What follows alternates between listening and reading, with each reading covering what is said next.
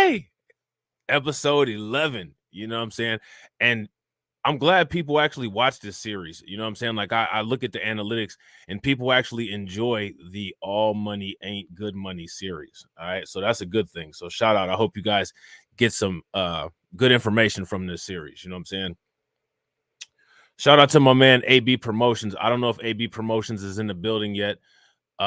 AB Promotions hit your boy up with a donation on Cash App yesterday, which was greatly appreciated. So everybody make sure you guys drop some DSB with the buzzer beater. Shout out to DSB. You know what I'm saying? And we got Unapologetically Real. Man, we got 2 buzzer beaters coming in. Unapologetically Real. You know what I'm saying? With 2 seconds left on the shot clock. So I got some bad news, ladies and gentlemen. We're gonna start out with the bad news. Shout out to Tone. What's good with it, bro? There was a video that came out from The Hill a couple days ago. And I don't know if you guys can read what the title of it is. It might be kind of small. It says Biden impresses how Joe Biden is responsible for the death of Tyree Nichols. All right. And I agree with that video. The Democrats have stalled on all the legislation that people have suggested in order to protect people from police violence, like what Tyree Nichols fell victim to. The Democrats had the majority for most of the time since Biden has been the president in all areas of the government. They still choose not to make these changes. So my question is, in the wake of Tyree Nichols' death, what logically could have possibly inspired Black people to see Joe Biden and the Democrats differently? I don't think that there's anything that has made anybody change their outlook on Joe Biden. As a matter of fact, I think as a result of what's going on, people are starting to wake up and say, you guys are full of crap. Everything that you claim to be, everything that you claim to do is not happening, and the opposite of what you say. Tyree Nichols is the victim of police brutality. Joe Biden is a Democrat. Democrats will never defund the police because Democrats are all about big government and oversight. The police is an oversight branch of the government. They will never defund the police. The whole entire defund the police campaign was an ideological lie. Why people believed it is beyond me. Okay? So let's see what this video from The Hill says. The recent death of Tyree Nichols has led to renewed calls for police reform, especially in the Black community. President Joe... Now, here's the thing, right? How many videos about police have I showed you guys? I have a folder on this channel as well as on Blacklight Revelations 1 called Police, okay? There's also a folder on Crimecast called Police. Each of these videos in these folders have completely different videos of different topics of things that have gone down with the quote-unquote police. Every single time something happens with the police, we've proven it on this channel that they give us the same nonsensical, empty, never followed through on promise. And nothing ever changes. Now, you know what's interesting? I did a video on Blacklight Revelations news, reviews, and reactions, and we read an article about San Diego. And what is said in San Diego is that the crime is actually decreasing. So now let's look at the numbers, right? Because this is All Money Ain't Good Money, where we're talking about numbers anyway. If the crime is decreasing, why is it that there's a rise of police brutality and police murder incidents? Somebody isn't doing something right. And if you ask me, we all know who's not doing something right. But now, what would give The Hill the impression that somehow Black people are impressed in the wake of Tyree Nichols' murder? I mean, what about the murder of all of those people at Tops in Buffalo? there has been nothing that has happened in Joe Biden's presidency that has impressed me, except for the fact that he's one of the few people that I've ever seen trip up the same set of stairs more than once. That's pretty impressive, mathematically speaking, because this, statistical possibility of that happening is very slim for most cognitively functioning human beings. You know what I'm saying? I thought it was interesting that Joe Biden fell sideways off of his bike and didn't do anything to break his fall, except for hit his big head on the ground. I thought that was fascinating. Most people usually have the sense enough to at least throw an arm out or turn to the side or something, but he fell and he just went down like a protractor. It would have drawn a perfect half circle the way he fell down, because he stayed on the bike at 90 degrees the entire time and just fell down like he was drawing a half circle. That was impressive. You know what I'm saying? I think it's impressive the new words that Joe Biden is coming up with. And despite the fact that we all know how pro-immigration Joe Biden is, some of the stuff that he mumbles out of his mouth is a language that I don't even think they understand. But it comes out of his mouth. You know what I'm saying? Another thing that I'm impressed with is how crappy of a father Joe Biden is. If Hunter Biden's memory at the age that Hunter Biden is an indication of the brain function of the Biden family, if Joe Biden is president over the next 4 years, we have a lot to worry about. Hunter Biden has left his raunchy, porn-infected, meth dust, vent-clogged computer all over the planet with his escapades and Mac Daddy and White Boy Summer episodes that he's had all over the world. It's all out there. You know what I'm saying? Joe Biden has followed the same pattern with classified documents. I wouldn't be surprised if one day there's an exploration to Antarctica and they find some classified documents down there. Those are all things that Joe Biden has done that has impressed me. But it's not his competency that I'm impressed with. It's his incompetency that I'm impressed with. Because if I had did half of the things that he did on my job, I'd have been fired immediately. And yet and still, this guy has announced that he's going to run again. Now, I would be perfectly fine with him running if he was running as far away from the White House as his old decrepit legs would take him. But I don't think that's what he means when he says he's going to run again. You know what I'm saying? It's just what I got out of it. You know what I'm saying? But as you guys know, I tend to look at things different. I don't know if you guys see my profile picture, but my eyes are messed up. Joe Biden acknowledged these calls in his State of the Union. But more than that, he took time to acknowledge the talk that so many Black families have with their children.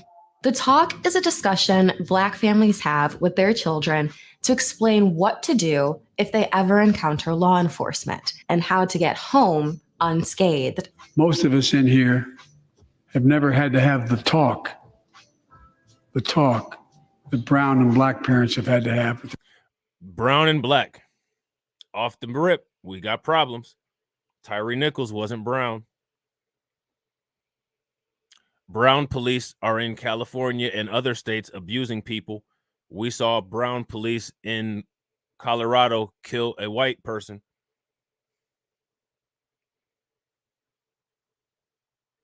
Brown and Black. Brown police are like Sheriff Villanueva. Brown police, many of them are part of the police gang called the Banditos. My question is, this is very disrespectful. If I'm not mistaken, weren't Tyree Nichols' parents at the State of the Union address? If I'm not mistaken, I'm pretty sure they were. And so he just marginalized the situation with the parents present.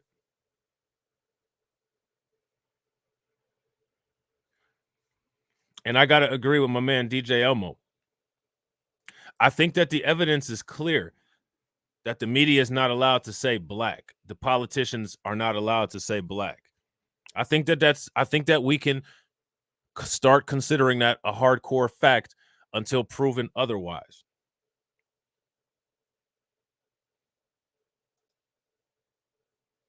And here's my question. What is brown? Because those people don't put brown on job applications. There's no checkbox for brown, is there? There is a check mark for black, but there is not a check mark for brown. Everybody in here, I'm sure everybody's filled out a job application at some point. Have you ever seen a box for brown? Now, there has been a box for black. It says black or African American, or sometimes it says black non-Hispanic. Sometimes it even says white non-Hispanic, but it never says brown. So my question is the same question that AOC asked about black. AOC asked, what is black? We all know what black is, because when it comes to anything black, AOC says that she has a little bit of that in her. I don't know if she's talking about her past dates or her side dudes or her ethnicity. I don't know which one. You know what I'm saying? My question is, what is brown? Because I've never seen it on a job application. I don't know if the EEOC even has a classification of brown. Yeah, and I got to agree with Torian. I doubt they write brown in the other box. Yeah, me too. You know what I'm saying? Me too. Yeah, there is one for white Hispanic, Cameron. Facts. So now we have to ask the question about Joe Biden is, what is his fear of our identity? And I think that's one of the questions that people need to start now and start building the momentum up as a question that he should be forced to answer in the public eye. What is your fear of discussing our issues in isolation?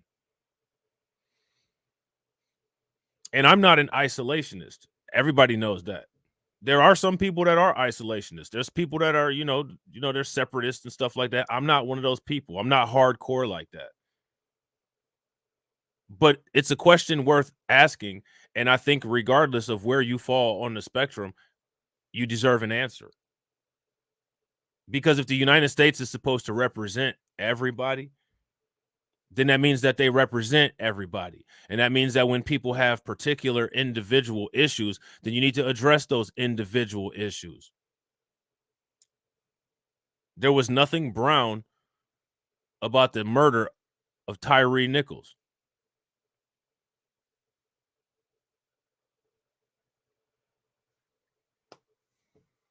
If you ask me, this is highly disrespectful.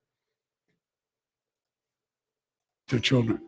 Bo, Hunter, Ashley, my children. I never had to have a talk with them. Never had to have a talk with Hunter, and Hunter rides around with the bell and the product in the car. Your son rides around with the bell and the product in the car. Your son rides around with the bell and the product in the plane. Your son gets re-up amounts of drugs simply to go party with.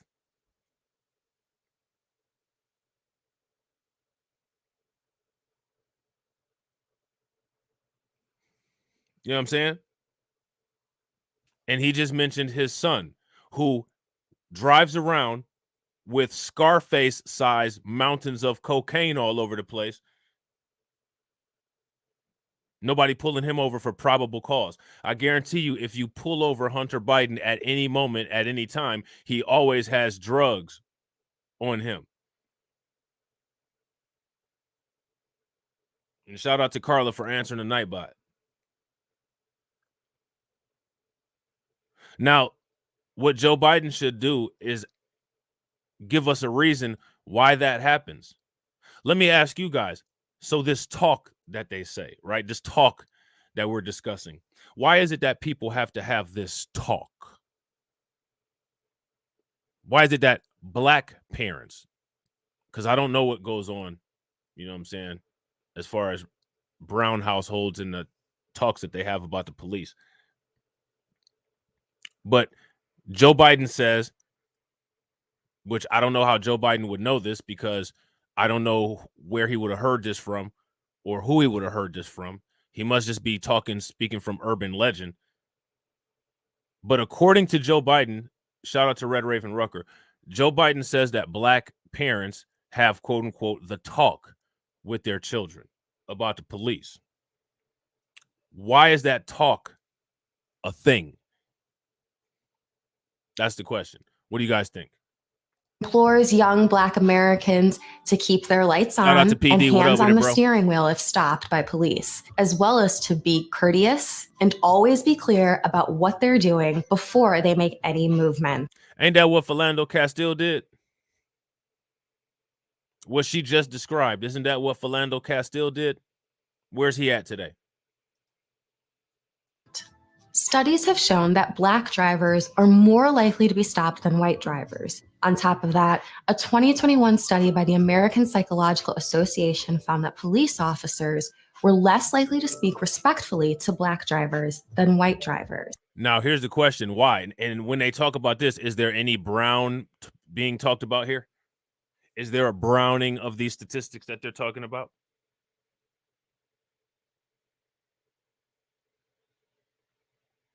I don't see or hear a browning of these statistics.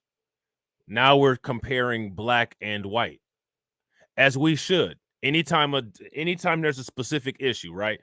It should always be compared to whatever group is being talked about and white people. And if there's this whole intersectionality thing that they want to do, that intersectional part of that group only should be compared to whatever matching intersectional part of white people. If we're talking about LGBTQ and we're talking about minority LGBTQ, if we're talking about Black LGBTQ in isolation should be compared to white LGBTQ. If we're talking about Asians should be compared to white people only. If we're talking about Blacks, they should be compared to white people only. If we're talking about Latinos, they should be compared to white people only. The only time they should be compared across each other is if we're looking at tracking statistics among minority groups and comparing them with each other. But since white people are at the head of the racial wealth gap, everybody in isolation should be compared against white people. Because white people are the only people in the United States that have ever had every single opportunity unrestricted. So by that default, they should be the default comparison. And again, this is for statistics, information purposes, trying to calculate disparities and things like that. That's why you have a control and an experimental group when you do the scientific method with data gathering and analysis. So when we talk about Black and brown, there's no need to talk about Black and brown. If you're dealing with specific issues that Hispanic people have with the police, it needs to be isolated and talked about as far as what Hispanic people have going on with the police. If we're talking about Black people, the focus needs to stay on Black people and talk about the issues that Black people have with the police, because Black people and Hispanic people do not have the same issues with police. Black people don't have the same presence in the police department as Hispanic people. So there's going to be some differences there.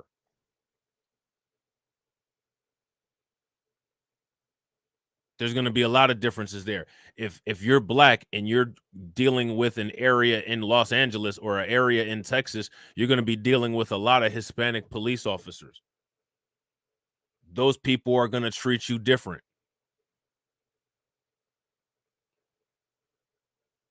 So now we have the issue of the brown people, quote unquote, as they said here, but they're on the other side. They're in law enforcement, and they're the ones doing the racial profiling, like that Hispanic police officer that sprayed pepper spray in that military man's face at that gas station in Virginia. Let me ask you guys a question. All that being said, what would the death of Tyree Nichols have to do with Black people all of a sudden miraculously becoming impressed with Joe Biden? Let me ask you guys another question. What did Joe Biden do after the death of Tyree Nichols that just miraculously impressed everyone head over heels so much? Was there any specific and immediate action that the government, that the Democrats, that Joe Biden himself did that was impressive and noteworthy and should earn him a vote? I didn't see anything. And the reason I didn't see anything was because there was nothing to see. Speaking of the police, like the police always say, there's nothing to see here, folks. So my question is, who are these people? Who are these black people that they interviewed that they claim are so impressed by Joe Biden's response to Tyree Nichols? Because if you ask me, Joe Biden responded to Tyree Nichols the same way he responds to everything. He stood there with his eyes moving back and forth in his head like marbles and drooling from the left side of his mouth, which is what he does to everything. It seems like with Joe Biden, a mini stroke is his response to everything. So that's my question. You know what I'm saying? And real quick, ladies and gentlemen, shout out to everybody that's watching. We got 37 people watching and we got 17 likes. If everybody could just take a moment, smash that like button. If you're not subscribed, hit the bell and share the video out. That would be awesome and it would greatly help the channel. Conversations about the talk picked up after the murder of George Floyd in 2020. Many Black families shared that they have this conversation. So basically, okay, what I want you guys to hear is that in this video so far, what they said is after the issue with George Floyd, quote unquote, the talks picked up in the Black community. So according to this article, what happened is as a response to George Floyd, Black parents started reiterating to their children to be more cautious when you're out and about because the police are on the prowl. That's not something that Joe Biden did. Joe Biden didn't get us the George Floyd Justice and Policing Act. Joe Biden didn't get us qualified immunity removed. Why would the Hill make the claim that Black people are impressed by Joe Biden because Black people took the initiative to provide their children with additional education on what to look out for when they're out and about? More than once with their children. In the wake of Nichols's death, many Black Americans are hoping that renewed attention to the talk will lead to long-desired reforms. When Biden mentioned it in his statement, how is a talk at a Black family's dinner table going to, by osmosis, make the Democrats actually implement effective policy? How is that going to work? That's never going to work. And I'll tell you what, it's not something that's ever expected of any other group. And it's absolutely absurd. Did you guys hear that? If you guys heard that, give me a thumbs up. If you guys didn't hear that, give me a thumbs down. We're hoping that renewed attention. So because of the talks that people are having with their children, by osmosis, the politicians are supposed to react to it. That doesn't even make any sense. George Floyd in 2020. Many Black families shared that they have this conversation more than once with their children. In the wake of Nichols's death, many Black Americans are hoping that renewed attention to the talk will lead to long-desired reforms. Why do we have to hope for anything? You give us that reform or else we don't give you the vote. No more hoping.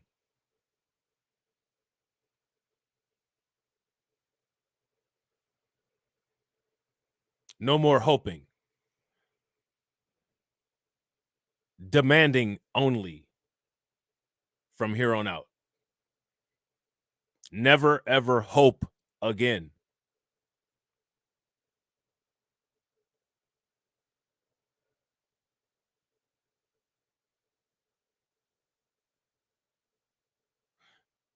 They need to be made to do this, or either they need to be made to vacate the post. And they can be made to vacate the post by not cooperating with the vote.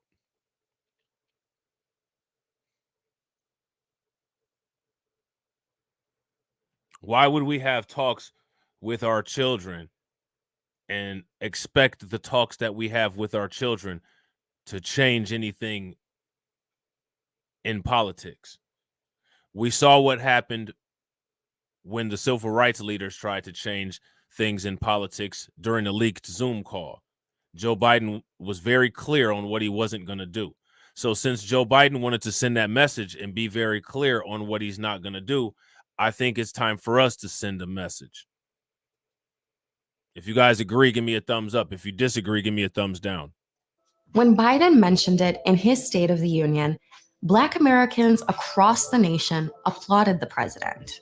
I've never heard a POTUS reference the talk in a State of the Union, tweeted Coleman Elridge, chairman of the Kentucky Democratic Party. My son texted me from his room. Who cares if the president mentioned the talk? Who cares?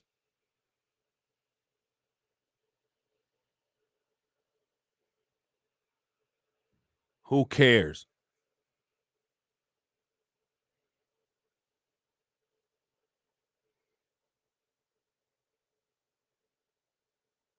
Seriously.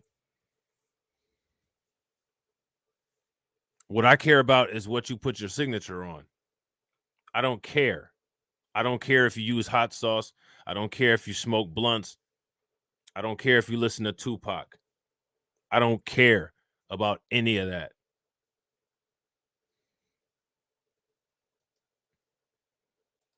I hope Joe Biden talking about that makes us safer. No, talking about something has never made anybody safer, ever. That has never made anybody safer, ever. Most times when people have a bullet pierce their heart or their brain, they're talking. They're usually saying stop or oh no. And guess what? The bullet don't stop because words are coming out of somebody's mouth.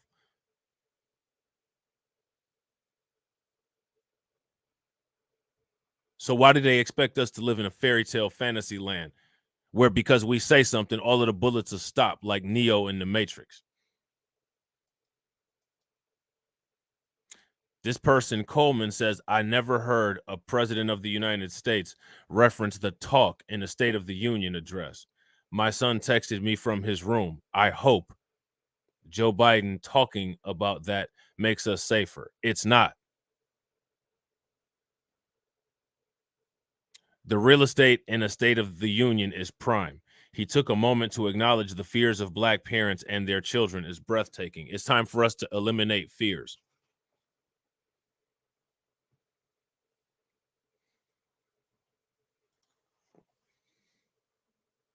This is weaponization of fear. And that's one of the reasons why it's time to eliminate fear. Because fear is an emotion. And you shouldn't be scared of anything anyway. Because whatever's going to happen is going to happen. You just got to deal with things as they come and try to plan for what you can.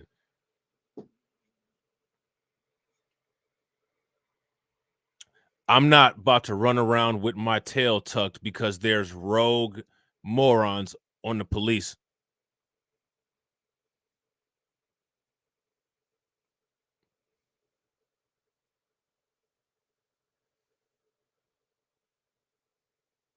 So now, let me ask you guys something. Do you all want politicians that pander to fear, or do you want politicians that make effective policies that address disparities directly and accurately? Which one do you guys want? Because clearly, the kind that Joe Biden is and the kind that this Democrat is so impressed with is the kind that panders to fear. Now, being that we've gone through the most ridiculousness in this country, all of us should be fearless. We should feel invincible because this country has tried to destroy us. This country has tried to eradicate us. And the United States failed. But if you notice a pattern that the United States has has a pattern of always losing when they attempt to abuse less fortunate people. They got kicked out of Vietnam, ran up out of Afghanistan, and were unable to eradicate us.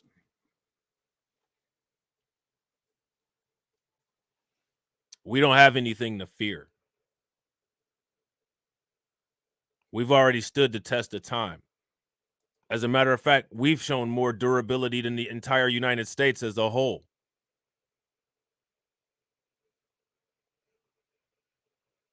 So these Democrats definitely don't need to be pandering fear to fearless people. Ladies and gentlemen, real quick, make sure that you guys show some love, throw some radiation emoji in the chat for the $4 tip on Stream Elements. And I appreciate very gratefully people using those links. I want to try to get people in the habit of that for people who, want to donate. So shout out to the person that did that. If I'm not mistaken, I don't want to put anybody out there, but I think it was Lemon Lucas. So shout out to my man, Lemon Lucas, if that was Lemon Lucas, for the tip on Stream Elements. You know what I'm saying? And if it's not Lemon Lucas, go ahead and say who it was. You know what I'm saying? And I'll definitely give you a shout out. But I think it was Lemon Lucas. But it's also no surprise Biden received such praise for his State of the Union from Black Americans. A recent poll by Hit Strategies found that a majority of Black Americans approve of Biden's presidency. So this right here tells us some things. Now we need to know the data gathering methods and where they collected the data from, but that's not good. Hit that. Was that you that hit the Stream Elements, Lemon Lucas? If it was, I appreciate the tip, bro. This is the proverbial question that we've been asking for a long time. Why are the majority of people still supporting Biden? PD Chicago B1 says lies and falsehoods. And shout out to my man DJ Elmo for hitting the Nightbot. And shout out to Carla too. Now, let me ask you guys a question. Do you guys agree with PD? Or do you disagree? I think I hate to say this, but I think that poll is probably accurate. And the reason why I say that is not because of us. People on YouTube who watch the kind of content that we watch, people that watch the kind of content that I make, I think that those of us who are of that like mind are a little bit more of a different kind of political understanding than the majority of people.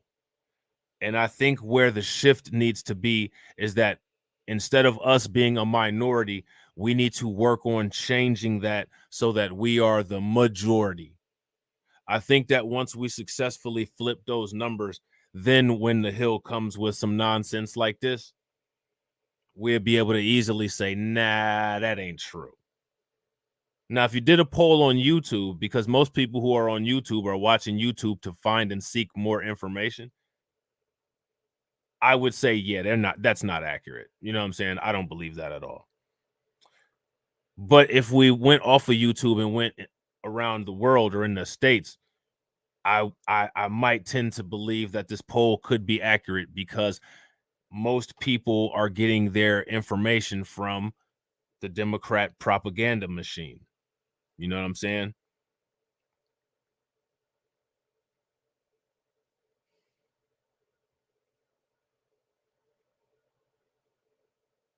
Yeah, and I gotta agree with Nelly here. Nelly says black colleges, black churches, blue collar jobs still vote blue en masse. Most can't be neutral for real. And I agree with that. And I think that that's a reality that we need to consider. As long as we consider that reality, we'll understand the the challenges that we have ahead of us to try to change that paradigm. Because remember, the Democrat machine is also working to silence us. They're working to attempt to delegitimize the things that we say. They try to say that we're Russian bots, all of this stuff. You know what I'm saying? My man PD says, I tell you who does approve of bigot Joe Eva Diva. Mrs. Come on, Joe. Right. That's hilarious. Oh, that was Val. Everybody make sure you guys show some love to Val. Shout out to Val. Val is the one that sent the tip on Stream Elements. So shout out to Val. Definitely appreciate it. Hit strategies found that a majority of Black Americans approve of Biden's presidency, and most want to see him seek a second term. We'll see when it comes to what we're looking at here. If by the time we finish this video, we'll see if a Biden second term is what would be good. You know what I'm saying? And I got to agree with Thomas here. Shout out to Thomas. Thomas says TV viewers versus internet viewers. Now, here's my question for you. Do you all feel that TV viewers would probably be more in the support of Joe Biden and internet viewers would probably be more opposed to Joe Biden? If you ask me, TV viewers probably support the Democrats more because the Democrats, for the most part, have a monopoly on what goes on TV.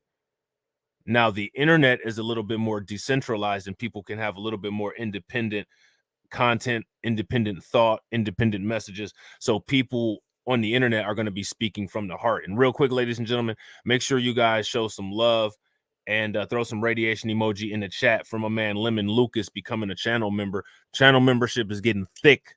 We getting deep. You know what I'm saying? Shout out to Lemon Lucas. That definitely helps the channel. The memberships are, if you guys are interested, only 99 cents. They help. You guys know I reinvest everything back into the channel. So, you know what I'm saying? I definitely appreciate it. So, yeah, I got to agree, Thomas. I got to agree. And I agree with DJ Elmo, too. It's the older generation past 60 and upward who probably voted for Biden. Yeah. So I think that the effective strategy, the more effective strategy is, since the open-minded people are on the internet and the younger generation of people are more integrated into the internet than they are into the TV, I don't think that it would be a bad idea to do most of the outreach to the young people and go ahead and just kind of chalk up the older generation. And I've said that for a long time. That's always been my position. That's not anything new. You know what I'm saying? 59% of Black voters said Biden should run for president in 2024, while 74% approved of his job performance. 37% of Black voters. Let me ask you now, here's another issue with this, right? This is extremely embarrassing because what this reveals is the lack of situational awareness, if you ask me. If you ask me, from my assessment, if you've been watching my content, regardless of who you are, everybody can agree that Joe Biden's presidency has been a detriment to the United States. We've taken hit after hit after hit after hit after hit after hit after hit as a result of Biden. How could somebody in their right mind approve of Joe Biden's performance? What is it that they approve of? Hey, no worries, Lemon Lucas. I appreciate you listening. Everybody that's listening, you guys already know I appreciate it. Has identified racism and discrimination as one of their top concerns they want to see addressed. But Biden is continuing. Now, here's my thing. The government's never going to address racism and discrimination. And I think this is one of the areas where that older generation is kind of off target with their thought process. These are things we have to deal with. We have to deal with those things head on, like a collision. Racism and discrimination is one of the things that helps to maintain the racial wealth gap. And racism and discrimination are one of those things that help the machine of the United States continue to move like a well-oiled machine. So as long as the United States is operating like a well-oiled machine, it's an attractive place for the people who benefit from that system to stay here. And as long as they have us as the target of the machinery, it makes it an attractive place for people who want to come in and become part of the machine to come. So we can't expect the cash cow, the machine that's generating all of the incentives to come here, to turn itself off. We have to turn it off. We can't go looking for a savior. We have to attack this thing and throw a monkey wrench in it. Dismantle the parts, disperse them all over the world, and make sure that they never come back together again. That's what we have to do. The government's not going to do that. No, I know, Val. Trust me. The people like you who know what time it is, I'm not talking about that at all. I'm talking about the people that are just gone. You know what I'm saying? Because there's a lot of them. The people like you are the minority. You know what I'm saying? Shout out to my man Carlton Wade. What's good with it, bro? Their top concerns they want to see addressed. But Biden is continuing to make strides with Black voters, and his most recent executive order, signed just this month, is meant to continue addressing some of these top concerns. These promises to the Black community are vital to ensuring Biden... Okay, so you're not going to go into what the most recent executive order is? Real quick, ladies and gentlemen, make sure you guys show some love to Cynthia, who also just became a member. Put some radiation emoji in the chat for her. You know what I'm saying? In a second term, which he is expected to announce soon. So yeah, so this to me, I'm not really feeling this, and I don't know, man. I think that there should be like some outreach efforts. You know what I'm saying? I think that there should be some outreach efforts, and people again need to start gathering their own information. Shout out to my man Jared Allen. What's good with it? So there was an article that came out in the Associated Press. All right, and this is probably going to be a long live stream. I'm gonna try to get through this as fast as I can. Japanese Americans won redress. Fight for Black reparations. Notice how they said fight for Black reparations. We have to ask, why are they saying that? Because that's not the correct terminology. Anytime white people talk about reparations in terms of Black reparations, for one, that's a disingenuous description. It's inaccurate. And for two, it's written like that to stoke white fear and anger. Okay. This is a recent article. It came out on February 24th of 2023. All right. So now here it says, when Maya Iwataki and other Japanese Americans fought in the 1980s for the U.S. government to apologize to the families it imprisoned during World War II, Black politicians and civil rights leaders were integral to the moment. And what do? Turn around and say that we're committing all the AAPI hate crimes. That's what they did.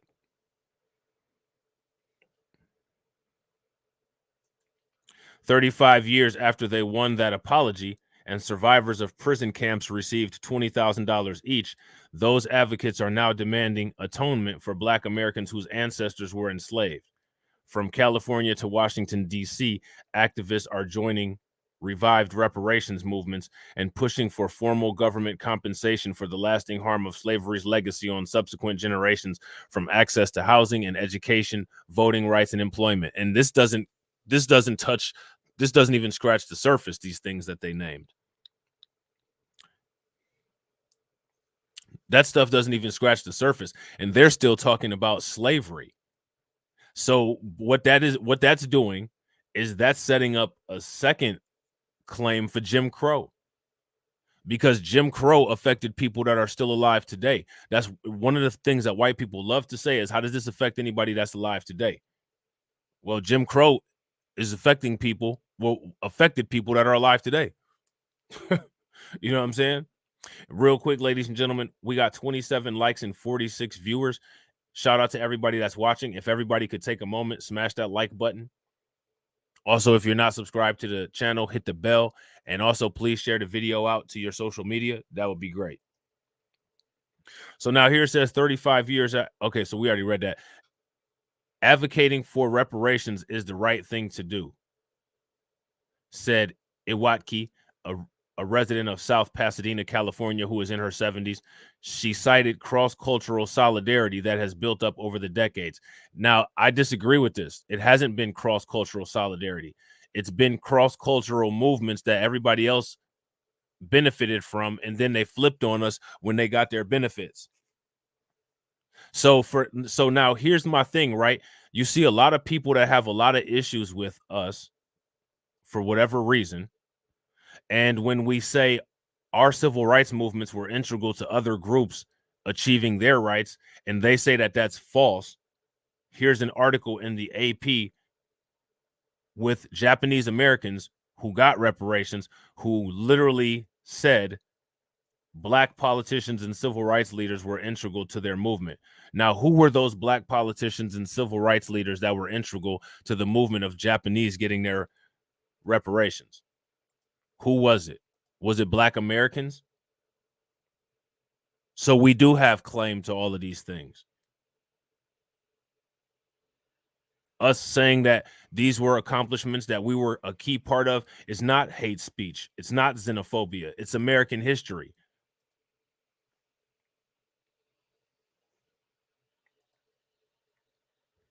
So now here it says Black lawmakers such as the late California Congressman Mervyn Damley and Ron Dellums played critical roles in winning the Civil Liberties Act of 1988, which formalized the government's apology and redress payments. You see that? These Black lawmakers such as the late California Congressman Mervyn Damley and Ron Dellums played critical roles in winning the Civil Liberties Act of 1988, which formalized the government's apology and redress payments.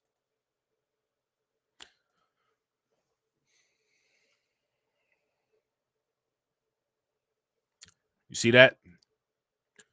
Last Sunday marked the 81st anniversary of President Franklin D. Roosevelt signing an executive order that allowed the government to force an estimated 125,000 people, 2/3 of them U.S. citizens, from their homes and businesses and incarcerate them into desolate barbed wire camps throughout the West.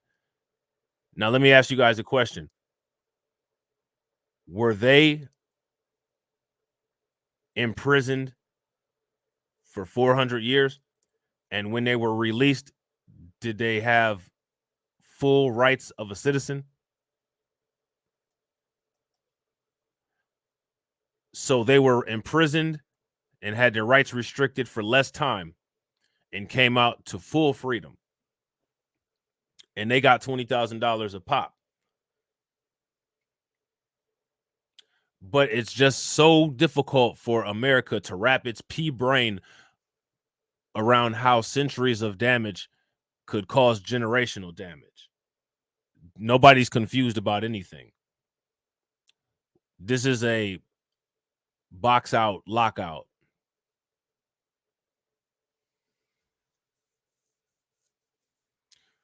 This is a box out lockout strategy. Last Sunday marked the 81st anniversary. Oh, we already read that. Okay. So now here it says, we want to help other communities win reparations because it was so important to us, Iwatki said. After stalling for decades at the federal level, reparations for slavery has received new interest amid national reckoning over the 2020 police killing of George Floyd. What does George Floyd have to do with reparations? There's always been a push for reparations. This is just something that the media is telling the population at large to appease them. This is just proof of how the media attempts to ignore the things that we say and the things that we talk about, which is one of the reasons why it's so important for us to get a solid, independent, sustainable hardware media network. You know what I'm saying? So that we can combat these lies and propaganda. Just because this media says it doesn't mean that it's true. People have been talking about reparations forever. Dr. Claude Anderson been going hard in the paint about reparations forever. But because the media wants to make somebody feel good, you know what I'm saying? They'll say this. Yeah, absolutely. Make sure you guys listen to Faith Enlightened. If you guys agree with Faith Enlightened, give me a thumbs up. If you guys disagree, give me a thumbs down. So now here it says, amid nationwide protest that year, California Governor Gavin Newsom signed legislation that established a first-in-the-nation task force to address the topic of slave reparations. Other cities and counties have since followed, including Boston, St. Louis, and San Francisco, where an advisory committee issued a draft recommendation last year proposing a lump sum payment of $5 million apiece for eligible individuals. In December, the National Niki Reparations Coalition, and have you guys ever heard of this? The National, I think this is Niki Reparations Coalition, alongside more than 70 other Japanese American and Asian American organizations, submitted a letter calling on the Biden administration to establish a presidential commission. A presidential commission on what?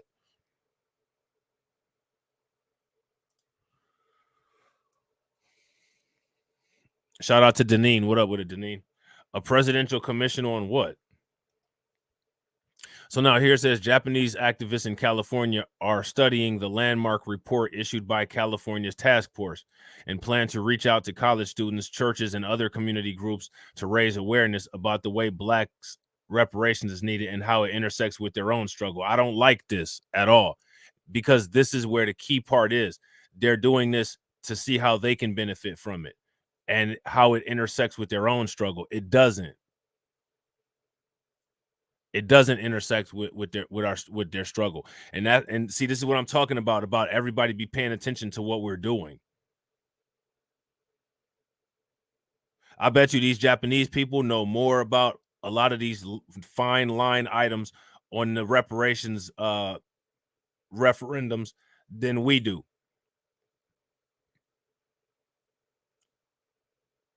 This is why you had to break all this stuff up. Nah, we don't want. We're okay. We're good. You had your chance to do this when we helped you get to $20,000. Too late now. What they're going to do is they're going to use this to minimize the amount that Black people get, and then try to maximize all of the data and use these reasons and say this is the reason why we need this stuff.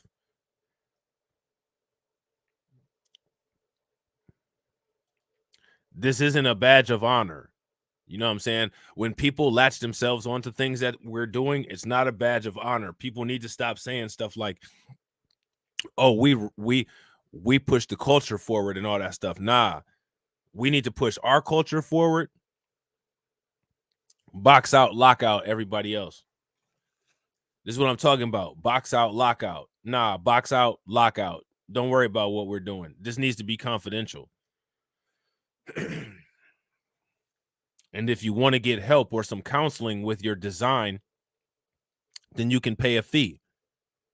You can pay a consultation fee, but you're not getting any of this for free. Shouldn't get it at all. Some secrets shouldn't be sold. You know what I'm saying? But see, the problem is that we have weak representation in Washington, D.C. that is sell out.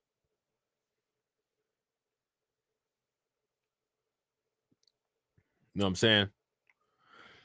So now here it says reparations critics say that monetary compensation and other forms of atonement are not necessary when no one alive today was enslaved or a slave owner, overlooking the inequities today impacting later generations of Black Americans. It doesn't matter. All of these people alive today, their companies, their businesses, and their families still benefit. And also, corporations are artificial people. Businesses, many of them are corporations, and many of those corporations are still in business to this day. And that means that people who own slaves or people who benefited from slaves are still around today. because it's the United States government that decided to make corporations artificial people. So if those slave owning companies, whether they were agriculture, whether they were tobacco, if those corporations are still alive today, we just debunked this talking point, because we can debunk any of these talking points, because these talking points are low IQ and stupid and emotion based, just like racism. So now here it says reparation critics say that monetary compensation and other forms of atonement are not necessary when no one alive today was enslaved or a slave owner. So again, this is one of the reasons why also white people constantly bring up slavery. And that's one of the reasons why Ron DeSantis and Kevin Stitt and Greg Abbott and all of those people want to remove Black history. It's not so much the slave part they want to get rid of. They want to get rid of the part that really affected a lot of the people alive today directly, which is Jim Crow and Black codes. Real quick, ladies and gentlemen, make sure you guys throw some radiation emoji in the chat and show some love to my man Carlton Way for the $5 super sticker. Definitely appreciate it, bro. Retired teacher Kathy Mesoka of Los Angeles, who testified in 1981 for Japanese American redress and in 2021 in favor of federal reparations legislation, says they are just beginning to educate their own community about Black history and anti-Black prejudice. Well, they shouldn't be doing anything except for addressing their own, if you ask me. You don't need to be teaching your community about American anti-Blackness when you come here with your own anti-Blackness. You need to address that, because you shouldn't really have a reference of what American anti-Blackness looks like if you're coming from another country, but you're coming over here with your own cultural anti-Blackness. So you need to deal with that, if you ask me. You know what I'm saying? There's a lot of these people, they got their priorities mixed up. She said that starting the conversation in her community is undoing a lot of ideas people have about American history and the case for reparations. Why do you have any ideas at all? Come here, go to work, pay taxes, and shut up. I don't tell you who the samurais are, and I don't tell you who the Shaolin monks are.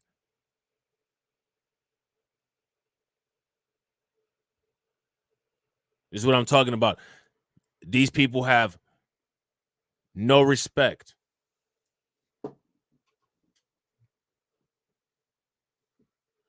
These people literally think that America rolls the red carpet out over us for them to just walk over and do as they please.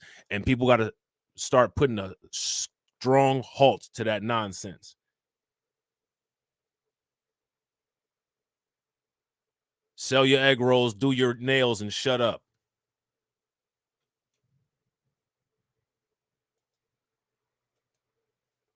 San Francisco attorney Don Tomasky, who is Japanese, is the only person appointed to California's 9-member task force who is not Black. And if you ask me, I don't like that, because this is we already heard from earlier in this article that the reason why they're involved in this is to see how they could take this back and duplicate the process to make it benefit their community.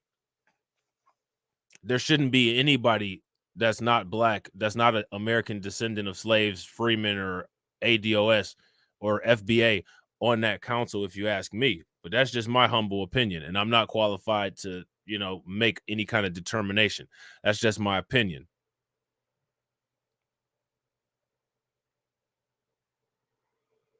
You know what I'm saying? At meetings, he shared how critical it was for organizers to arrange for former detainees to tell their stories to national media outlets. Redress advocates had to make hard decisions, though, such as agreeing to legislation that denied reparations to an estimated 2,000 Latin Americans of Japanese descent who were also incarcerated. So that's interesting. What do you guys think about that? I wasn't aware of that. Redress advocates had to make hard decisions, though, such as agreeing to legislation that denied reparations to an estimated 2,000 Latin Americans of Japanese descent who were also incarcerated. I'm confused as to how that works. If they were Latin American Japanese people who were here during World War II, if they were Latin American Japanese people, they must have been from Latin America. So they came to Latin America, then came to the United States, but were Japanese and were locked up in internment camps.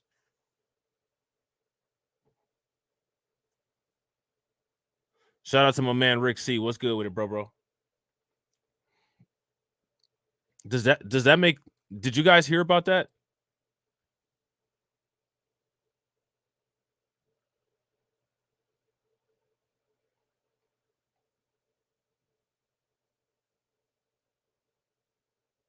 Like that's interesting. But another thing that this shows, I bet you those Latin American Japanese, I bet you they were dark, and I bet you they were melanated, and I bet you they had curly hair. And I bet you most of these were, very light-skinned, straight-haired Japanese who made this decision to cut these 2,000 Latin American ones out. I guarantee you that was the basis of that decision. Shout out to my man DSA1. The world is correct. Big facts. There is no equivalence to the experiences of the Japanese American and Black American communities. Tamaki said, but there are similar lessons, such as the need for massive public education campaign. I don't understand why we're being mentioned in the same sentence as the Japanese community. There is no equivalent experience to the Black American experience, and that's where the sentence should end. People get locked up every day, B. More shit than just getting locked up happened to us. You know what I'm saying? People get locked up every day, B. You know what I'm saying? So now here it says only 30% of the U.S. surveyed by the Pew Research Center in 2021 supported reparations for slavery, 77% of whom were Black Americans. This is sad that only 77% of Black Americans support reparations. Support among Latinos and Asians was 39% and 33% respectively, and white Americans had the lowest support rate of 18%. Why would white Americans support this? Why would anybody support it other than Black people? So these statistics right here should tell you something, and it should tell you the same thing that always is told to you on this channel, that the world is correct. Look at these numbers. 30% of U.S. adults support reparations. That's a big hill to climb. And this is one of the reasons why I'm all about the extraction method. You know what I'm saying? All my earlier subscribers like DJ Elmo and Faith Enlightened know about the extraction method. Extraction method is full villainy. You know what I'm saying? But remember, make sure you read that ticker across the bottom, because we ain't talking about no terrorism or nothing violence. We're just talking about full extraction. You know what I'm saying? Because you're not going to be able to negotiate with these people. This is just entertainment and symbolism, having these conversations to wet people's whistles.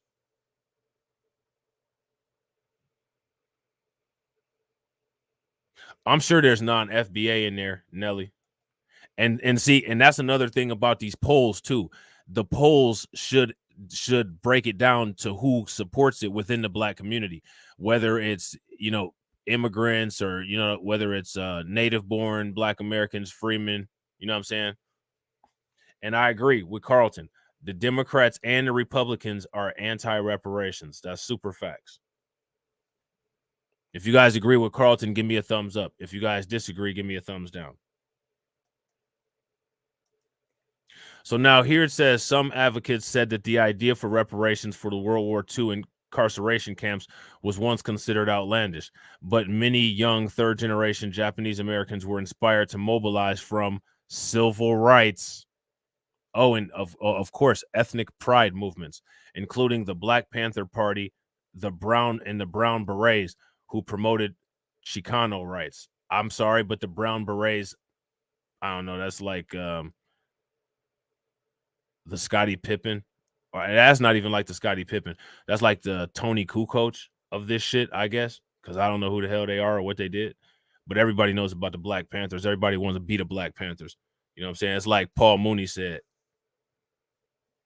Everybody want to be us, but don't nobody want to be us. You know what I'm saying? Some advocates were outraged and threatened a boycott. Hearings set up by a 1980 federal commission on Japanese internment. So what this basically shows is that these people never want to be accountable for anything that they've done. The Japanese people didn't lock themselves up. We didn't make ourselves slaves either.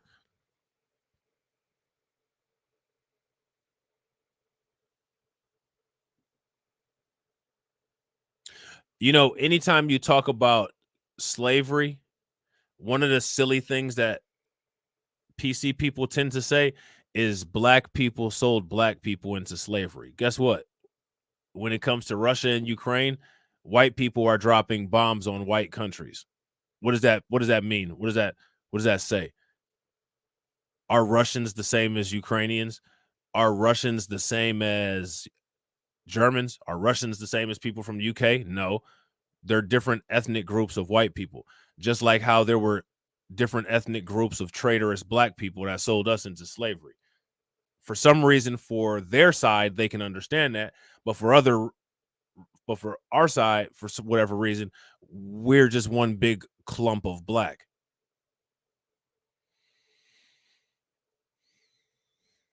So again, these are false arguments and false understandings that everybody understands. Like they understand this stuff. At this point, we're beyond any kind of discussion, right? At this point, we're beyond any kind of justification.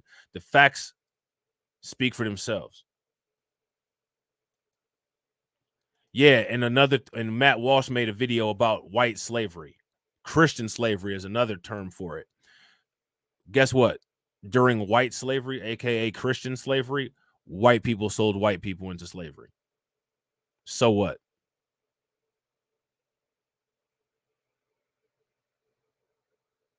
You know what I'm saying?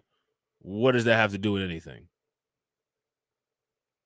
The only thing that says is that, so what you're saying is that the United States engaged in human trafficking and purchase of stolen property and abuses of human rights in coercion with other tribes and associated entities, right? So that doesn't absolve the United States of any kind of guilt or redress. You're still just as guilty. You know what I'm saying? So now here it says, but the testimonies that came out of public hearings that the following year served as a turning point. For the first time, many survivors shared stories that even their families didn't know, educating not only the younger generation, but the broader American public. There was not a dry eye in the House at those hearings, said Iwatki, who worked with the National Coalition for Redress and Reparations to arrange transportation to the hearings, as well as meals and translators for former detainees. Many young Japanese Americans went from frustration with their grandparents and parents for not fighting back to understanding how vulnerable they were, said Ron Wababeshi, who was the national director of the Japanese American Citizens League.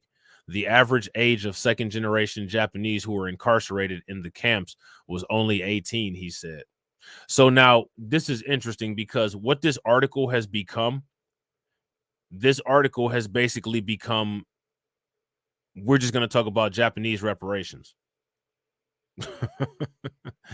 You know what I'm saying?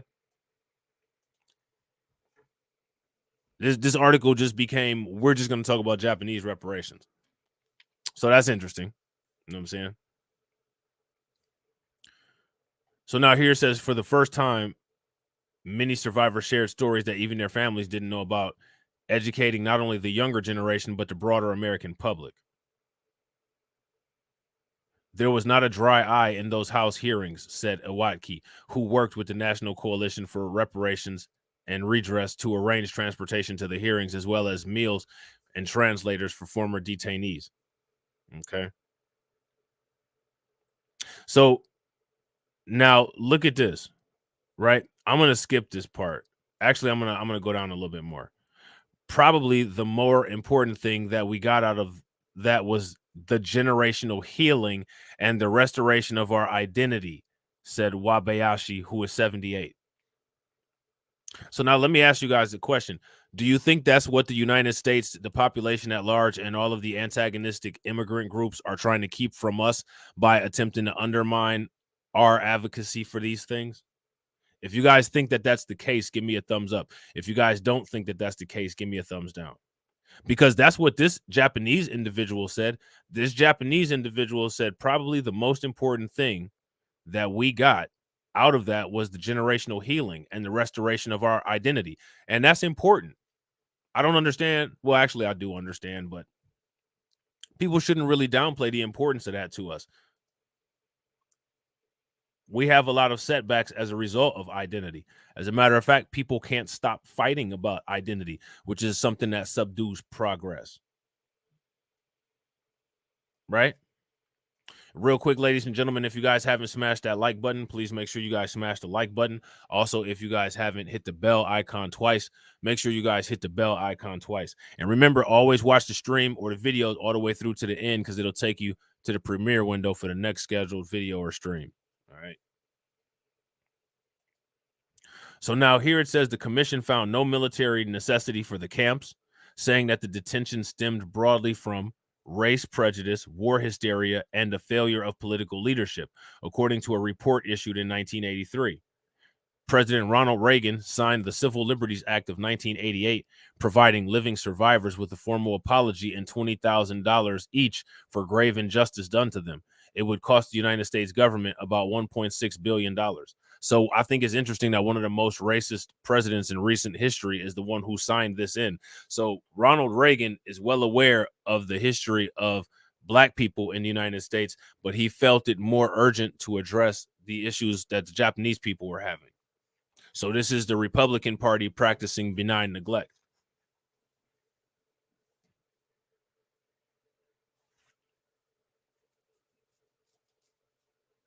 Right. And that's one of my things that I've always said. We all have the last name of our masters. That's one of the ways that you can tell somebody that's usually either foundational Black American or somebody that's in the diaspora. And when I say foundational Black American, you know I'm talking about Native Black Americans, Freemen, ADOS. You know what I'm saying? I just say whichever one comes to my mind first. You know what I'm saying?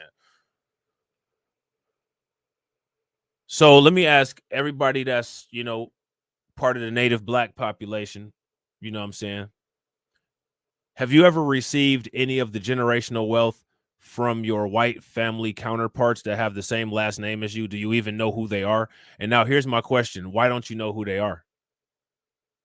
And why haven't you gotten any life insurance? Why haven't you gotten any inheritance?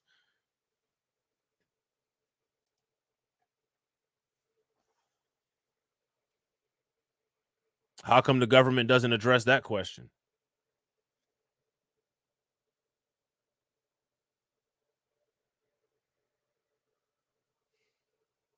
I think that's a question that we should all ask. Grant, Williams, James, Lockard. What African tribe did those names come from? You know what I'm saying? McAllen, what African tribe did those names come from? So that means that you have some counterparts. Allen, right? You know what I'm saying? Carpenter. So that means that we have some counterparts. Shout out to N Major. N Major says, Rob, I have a whole white cousin who publishes a blog about my enslaved four grandfathers. Psh. So now, how is it that all of these white counterparts that we have, Perkins, facts, all of these white counterparts that we have all of this generational wealth? We're related to them, but yet there's a blown open racial wealth gap. That question is never asked, because if you ask me, that should be another payout separate from slavery reparations. because what ended up happening there, that's financial fraud. Brown, Jefferson, Adams, Smith, facts. You know what I'm saying? Mayweather. You know what I'm saying? So now here it says, throughout the process, activists said the Congressional Black Caucus, look at this, the Congressional Black Caucus remained a steadfast supporter of reparations. It didn't sound like Jim Clyburn was really too thrilled to hear about reparations, and it damn sure didn't seem like Stacey Abrams had time to talk about reparations. I agree, Carlton, them white cousins need to pay up. I don't want none of the food from the barbecue, but you can get your checkbook out.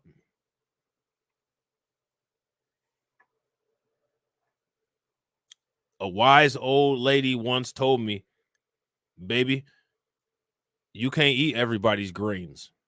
And she wasn't lying. But you can cash everybody's check. You know what I'm saying?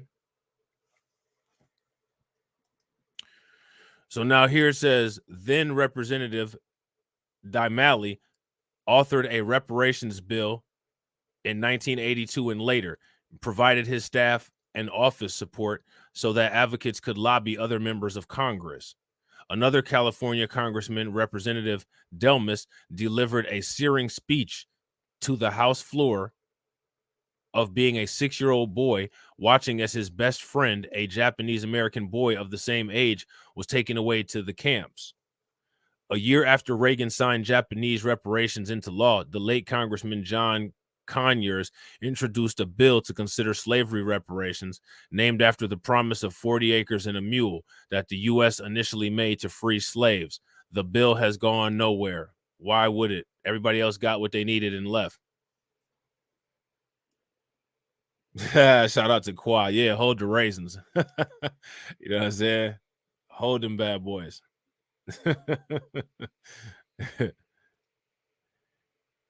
Dreesen Health, an advocate for Black reparation, plans and travel from her home in Washington, D.C. area to California in the coming months to join artist and writer Tracy Kato Kiriyama, whose parents were incarcerated as children, in leading workshops and educational forums.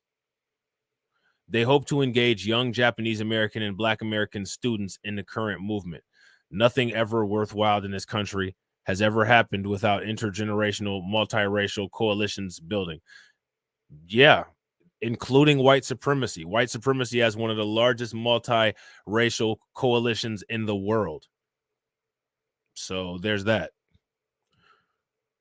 I see the Japanese American community, and by extension, the Asian American community, indispensable to realizing reparations for Black people. I tend to disagree. I tend to disagree. If you guys agree with that, give me a thumbs up. If you guys disagree, give me a thumbs down. Yeah, I saw it when I did my video about dismantling and removing the Congressional Black Caucus. And I also saw the videos. I think TD Hip Hop Media might have made about 3 videos on that particular topic. And I saw a lot of the stuff from the Congressional Black Caucus and their mission and vision statement in his video, which is a video that everybody should watch. You know what I'm saying?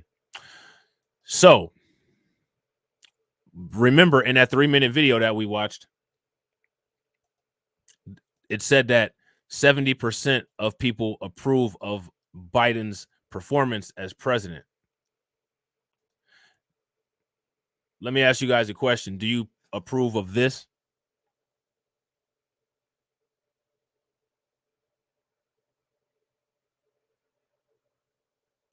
Key U.S. inflation measure surges at fastest rate since June.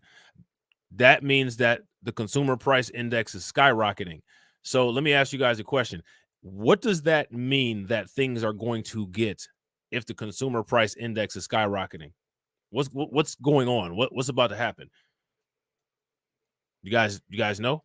You guys know. You guys are smart. Key U.S. inflation measure surges at fastest rate since June. So basically what that means is that stuff is about to get expensive. Gas price is going to increase. Commodity price is going to increase. Your grocery store prices are going to increase. Everything is going to increase. Cost of living, facts.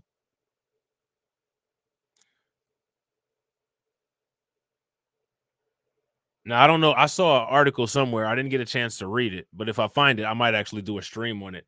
There's a fruit and vegetable shortage in the UK. Did you guys know about that? Where DJ Elmo, you in here? Is that true? There's a fruit and vegetable shortage in the UK. So now, if there's a fruit and vegetable shortage in the UK, and the UK tends to follow American economic patterns, we're probably going to start having not only food shortages, but people are going to have money shortages as well.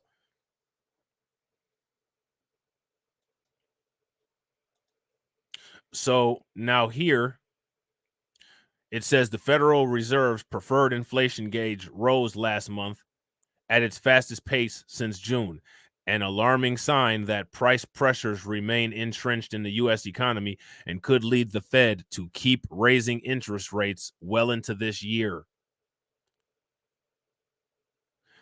Friday's report from the Commerce Department showed that consumer prices rose from 0.6% from December to January, up sharply from a 0.2% increase from November to December. On a year-over-year basis, prices rose 5.4%, up from 5.3% annual increase in December, excluding volatile food and energy prices. Now let's just pause on that real quick. What do they mean, volatile food and energy prices? What's going on there? Wow. Shout out to Unapologetically Real. Do you guys see this? Yep, I'm in the UK. Just got back from the supermarket and they're rationing the amount of stuff you can buy. Let me ask you guys a question. What does that mean?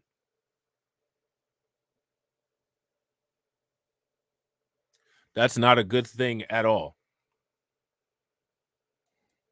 You know what I'm saying?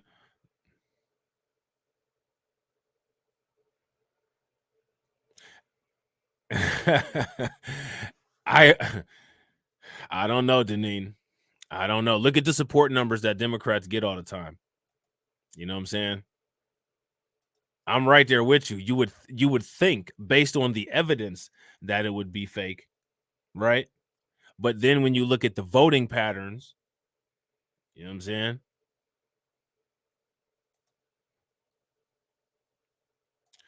Jay says, this kind of makes me feel that they're pushing the tax refunds faster this year because of inflation. I filed on the 19th and will be here on the 27th. Make people spend that refund. Absolutely. To stimulate the economy. Absolutely, Jay. That's exactly what's going on.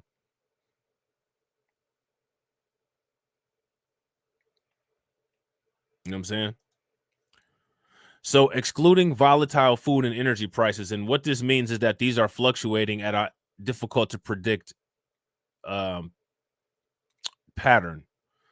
So-called core inflation rose 0.6% from December, up from a 0.4% rise the previous month.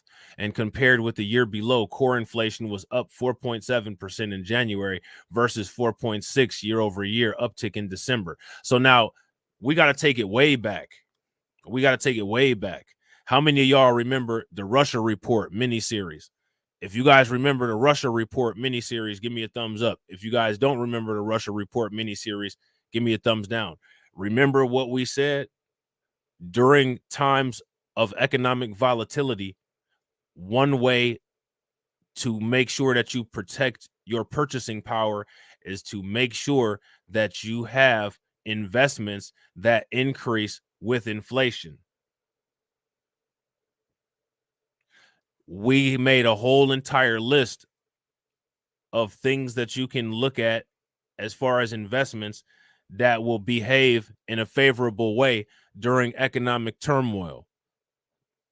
So for all the people that were around back during the Russia Report, all right, Faith, take it easy. Have a good day. So for all the people that were around during the Russia Report, I want y'all to, in the comment section, Give me a list of all of those things that you can use to protect your purchasing power. You know what I'm saying? So now here it says the report also showed that consumer spending rose 1.8% last month from December after falling the previous month. January's price data exceeded forecasters' expectations, co-founding hopes that inflation was steadily decelerating and that the Fed could relent on its campaign of rate hikes. It follows other recent data that also suggested that the economy remains gripped by inflation despite the Fed's strenuous efforts to tame it. And you guys remember what I had said, they're not going to be able to control it. Gold, silver, oil, grain, those are all good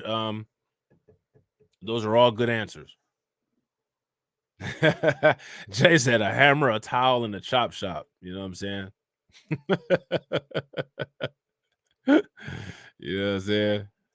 Yeah. There was a Hennessy shortage during C19. I found that out one day when I went to the liquor store. You know what I'm saying? They had this weird kind of Hennessy. I was like, what is it? It was a square bottle. It looked like tequila. I was like, what kind of Hennessy is this? And the dude was like, oh, you know, they got a nationwide Hennessy shortage. I thought he was just talking crap. You know what I'm saying? I'm like, man, listen to this dude talking crazy. You know what I'm saying? This is what you get when you go down to the hood. You know what I'm saying? But then I went after I, you know what I'm saying? I had bought that Hennessy and it was actually good. And I can't find that kind no more. And I've been looking for some more. But when I had I looked on the internet as soon as I got back to the car, and there actually was a shortage on Hennessy during C19. Then I found out there was a shortage on beer too. Hops had a shortage. You know what I'm saying? And yeah, and they already got a name for it, Deneen. What is Joe Biden calling these price increases? Remember, he got a name for it already. Putin's price hike. You remember he was going around saying that because that was the only thing his feeble-minded self could remember, that little short phrase. Every other sentence he was saying it was Putin's price hike. Putin's price hike. What do y'all think about that? What y'all think about this right here? Perks for New York City migrants include free haircuts and laundry service. So I guess they heard about people in the hairline critiques. So they've made haircutting a priority when it comes to these people to, I guess, help them blend in. You know what I'm saying? And I didn't say that. That's what it says right here. See, perks for NYC migrants include free haircuts and laundry service. So to help you get, you know, to blend in here in the United States, we're going to get your hairline correct. Here's how much Governor Kathy Hochul is offering New York City for $1 billion migrant crisis tab. The migrant crisis is costing us $1 billion. Us. The economy is costing us a lot of money too. In addition to what the economy is costing us, this manufactured migrant crisis is costing us a lot of money as well. Shout out to my man Lloyd Sky 9. What's good with it, bro?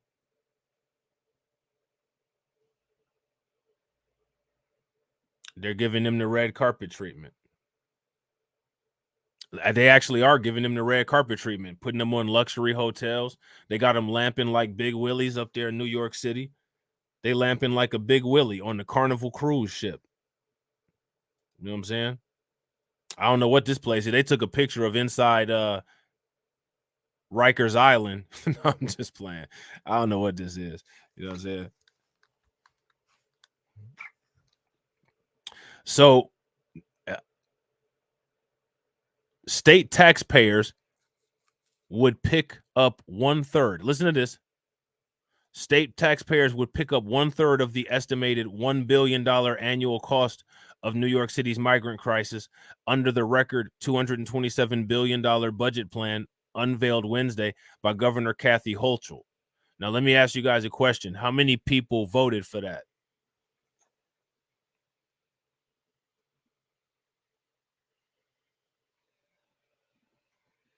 How many people voted for that? Does it make me xenophobic if I really don't want my tax dollars to be spent on that kind of thing? I'm just curious. You know what I'm saying, let me know what you guys think. I don't think that makes anybody xenophobic.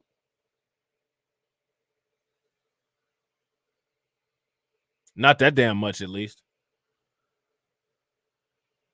I think they do, Cameron.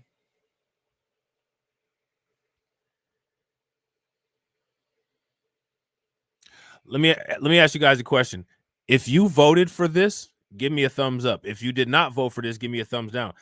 Also, another question that I want to ask, how many people from the New York City metro area are here? If you're from the New York City metro area, son, you know what I'm saying? Throw them deuces up, B. The briefing for Hochul's fiscal 2024 executive budget says she recognizes the effort of governments at all levels to provide services and assist with the resettlement process by providing more than $1 billion in extraordinary funding. So now's the part where it's time for everybody to get out their calculator, because remember, all money ain't good money is an ongoing tab of how much money was paid out. So we have a reference point for when they say they can't pay. All you have to do is just choose. We have 11 all money ain't good monies on this channel. Pick one of these out and say, well, then explain this.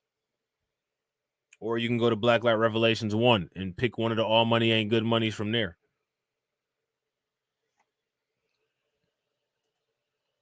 The budget creates a framework for the financial burden of such services to be evenly split between the levels of government, 1/3 New York City, 1/3 state, and 1/3 federal, according to her proposal. This includes the state reimbursing a share of shelter and humanitarian emergency response and relief center costs, continuing the National Guard deployment, and funding healthcare needs. What do you guys think about that?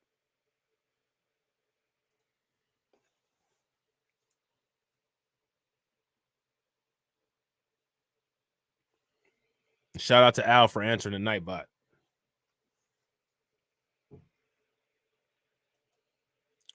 The governor was silent, however, on Mayor Eric Adams' recent emergency mutual aid request for the state to immediately provide housing for an initial 500 migrants. So they're going to provide housing for this people. How do you provide housing for migrants in a city where you have a homeless problem? Isn't that counterintuitive? Shout out to Lloyd for answering the Nightbot.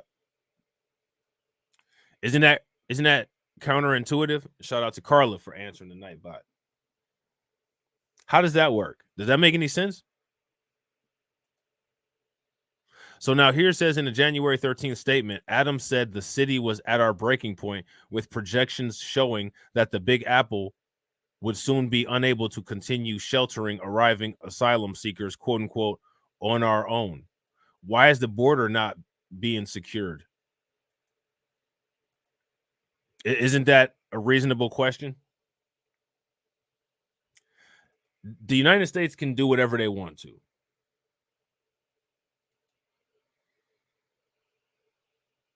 The United States can do whatever they wanted to. If they wanted to stop this crisis, they could easily do it. But they choose not to do it. The United States has the capabilities to send spacecrafts to outer space. Stopping people from coming over a river definitely should be within the realms of possibility for the capabilities that we have here in the United States. So what that means is that they're just choosing to not address these issues. You know what I'm saying? They could swoop down on horses, you know what I'm saying, like the Wild Wild West, and round them up like they did the Haitians. But they're not doing that.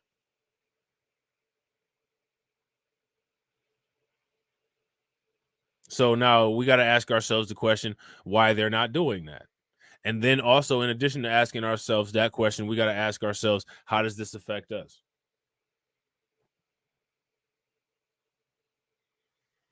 Oh, we haven't even got states. Stay tuned, Deneen. Get your popcorn. Don't get too much of it, though. because as much taxes as we're going to be paying to Ukraine, you might have to get the grocery store brand instead of Pop Secret. You know what I'm saying? So now here it says Adams, who warned that the total cost of providing migrants with shelter and services could reach $2 billion, has been calling on Hochul and President Biden to help pay for months. In December, Hisner formally asked the Federal Emergency Management Agency, which is FEMA, for $1 billion from its emergency food and shelter program, the Post exclusively reported at the time. But White House Press Secretary Karine Jean-Pierre last month refused to guarantee the full amount, saying that the Biden administration, which has been blamed for the surge in migrants across the border, was increasing funding available to border cities and those cities receiving an influx of migrants. Now, let me ask you guys a question. How come the migrants aren't being shipped into rural and suburban areas?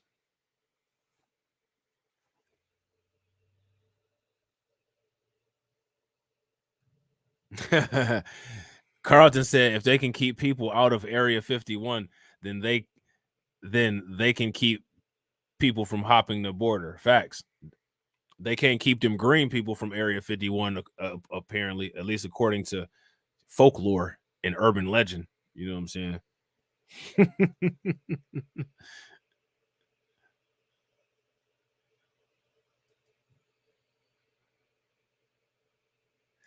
Yeah, Cameron, the entire middle of the country is empty. Get those people on some farms and give them some jobs on the farms that people ain't really into, and move them out there.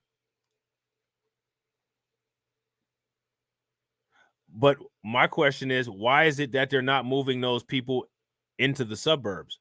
Is it because it's difficult already enough to survive the suburbs?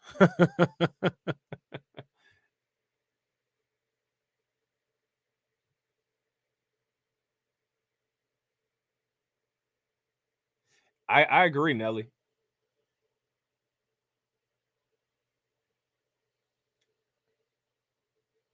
I agree. We all know that it's a challenge to survive the suburbs. You know what I'm saying? You might find yourself dismembered.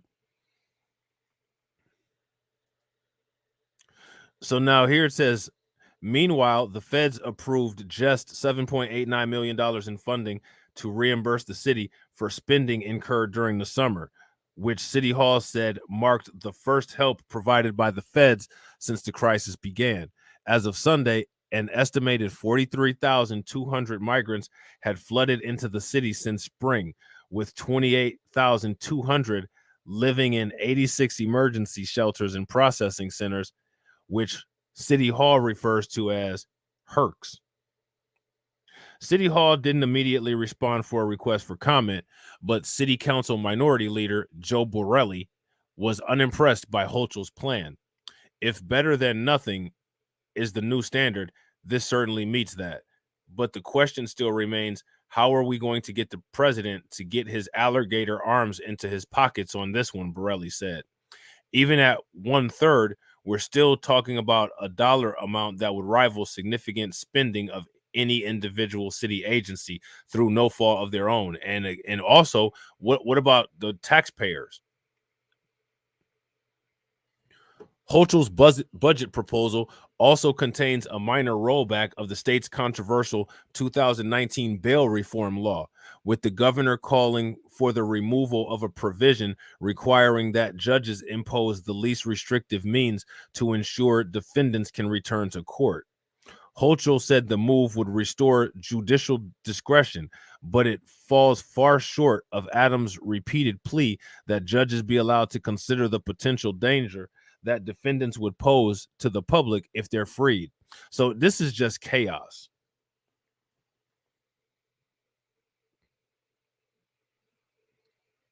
Yeah, I agree, Cameron. It seems like the writer definitely wants the money.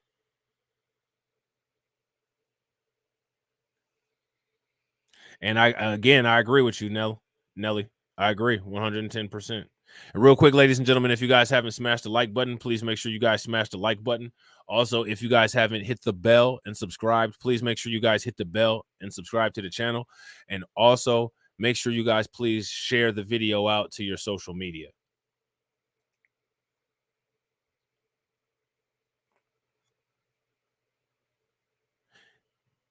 Look at all this money that she's giving out. In addition, Hochul's plan includes $40 million to help the justice system deal with changes to discovery rules regarding the disclosure of evidence to criminal defendants. This funding will continue to bring to the scale the staffing, services, and technology needed to ensure that criminal cases are processed effectively and efficiently, according to the briefing book. Prosecutors have said the stringent rules, part of the same 2019 package that included bail reform, have forced them to dismiss tens of thousands of cases because they're unable to comply with tight deadlines and other requirements. So that would probably be one of the things that's contributing to the crime in New York City, right?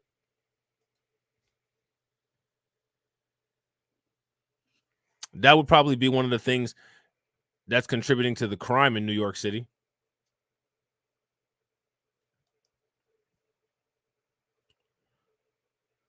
A study released by, look at this. So here we are. Shout out to Professor Black Truth, quoting the Manhattan Institute. Let me ask you guys a question. What is the Manhattan Institute?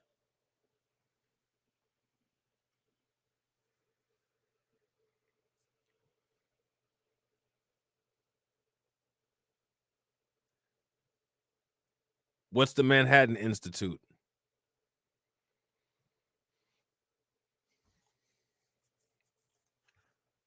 A study released by the Manhattan Institute earlier this month also found that the changes were correlated with a devastating rise in crime and drop in arrests from 2019 to mid-October of 2021. Now, we know that the Manhattan Institute is going to put an anti-Black spin on that because they're a white supremacist think tank. But this finding, if you ask me, is kind of common sense.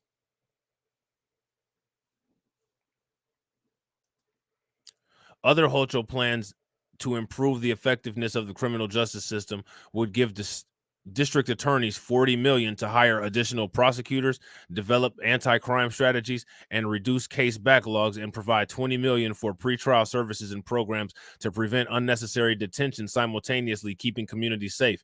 You know another way that they could do this? This is proof right here. I want you guys to take note of this because you're not going to hear this anywhere else. You see all these creative methods to get money? If you guys see all the creative methods that they're coming with in order to get money, give me a thumbs up. If you don't see the creative methods that they're using to get money, give me a thumbs down. You guys see it? So what they're doing is coming up with all these different taxation strategies and things like that, right? Okay. Now, if we lived in a country that wasn't run by cowards, if we lived in a country that actually stood behind what they said, one way they could recoup some of the money is to impose harsh sanctions on police stations that fail to report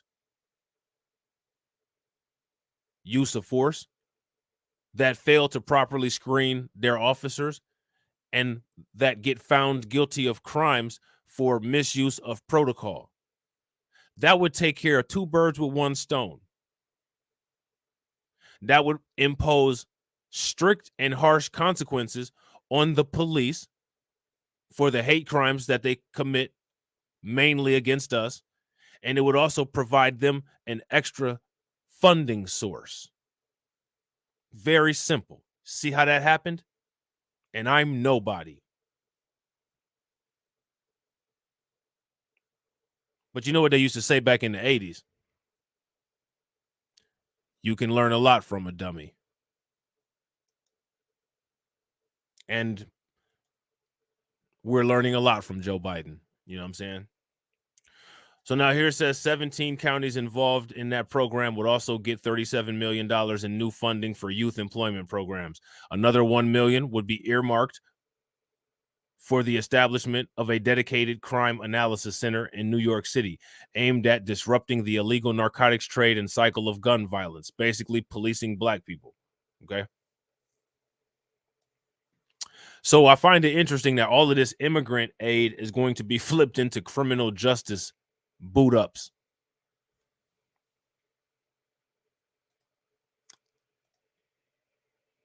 Take note of that. Okay. Take note of that.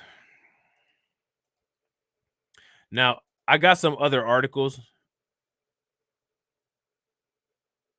about this, and we'll probably talk about them at a later date. Okay. Do you guys think that that's all? The spending? Do you think that that's where it stops? If you guys think that that's all of the spending and that's where it stops, give me a thumbs up. If you guys don't think that that's where it stops, give me a thumbs down.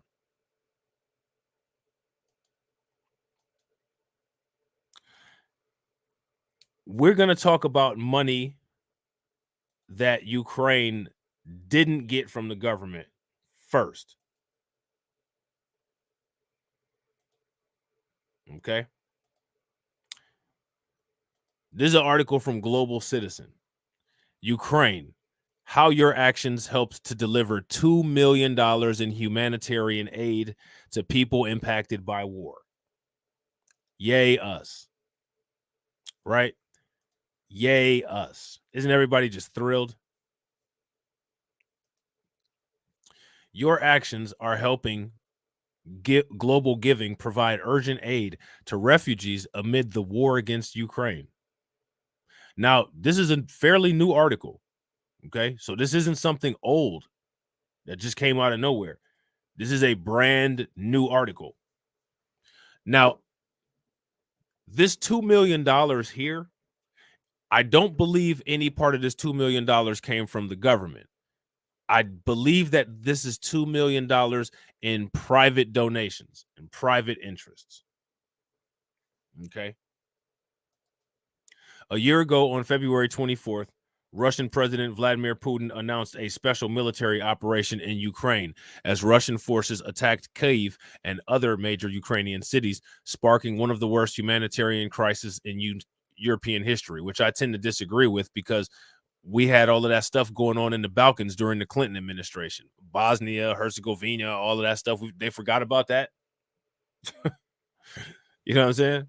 But okay, sure. We'll just act like this is something that we've never seen before. By March, more than 5 million people had fled Ukraine to neighboring countries. And mind you, their first concern when they come to these neighboring countries is there any blacks? With Poland receiving more than 142,000 people in a single day. So basically, these neighboring countries to Ukraine have the same problem that New York and Chicago have. They get an influx of migrants. But they have the wanted migrants. These are the white migrants. So they're wanted and valued and persevered. You know what I'm saying?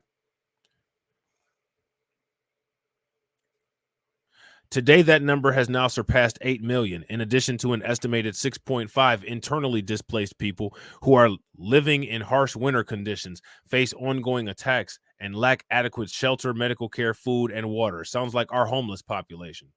Global Giving, a nonprofit that connects donors with grassroots projects around the world, created Ukraine Crisis Fund Relief days before Russia officially launched its invasion in February last year, helping people to donate almost $65 million to hundreds of community organizations on the ground in Europe, providing emergency relief to people fleeing the war. So remember, this is money that people just decided to donate, private money. Okay. More than a quarter of the Ukrainian population now relies on aid and humanitarian assistance following Russia's continued attacks on highly populated areas. According to the UN, as of February 13th this year, 7,199 citizens have been killed in attacks across the country, including Mariupol, Kharkiv, Kyiv, attacks that have also caused irreparable damage to critical infrastructure like hospitals, schools, and homes. In April, Global Citizens Stand Up for Ukraine social media rally and in-person pledging event held in Warsaw, Poland, brought together hundreds of thousands of global citizens with activists, artists, and global leaders to support the humanitarian effort following the invasion.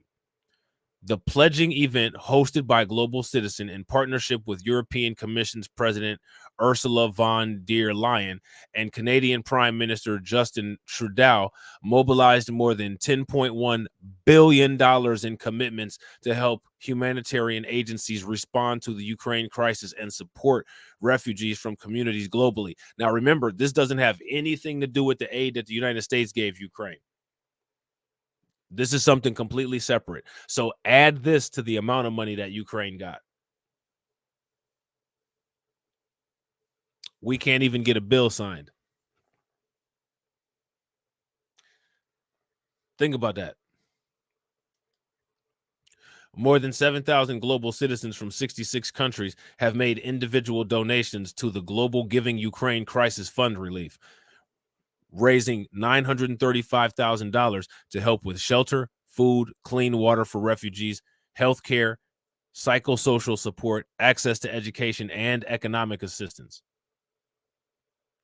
In August, Global Citizen reported that these donations had already helped critical organizations on the front lines of the war respond, like Ukraine-based children's shelter, Fundika Centrum, Pro-Kobe, which is the Bright Kids charity, and Fundika Kolcha Dalmila Youth Foundation, providing medical care, psychosocial support, shelter, and more as the crisis continues.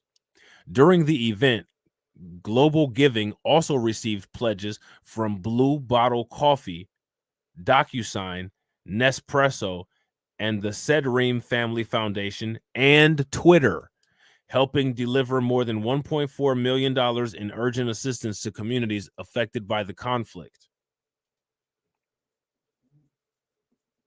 Okay. The war against Ukraine continues, and so does the need for short and long-term aid to help the millions of people impacted by it, both in Ukraine, across Europe, and around the world. So far, the Global Giving Fund has mobilized $65 million from more than 161,000 individual donations, ensuring funding reaches organizations within a week of that funding being received. As a part of this, Global Giving supports humanitarian assistance impacted communities in Ukraine and nearby areas where Ukrainian refugees and others have fled. Among the countries Global Giving has provided emergency grants to are Albania, Hungary, Moldova, Poland, and Romania, and other nations in the region, as well as vetted nonprofit partners helping Ukrainians in those countries and with Ukraine.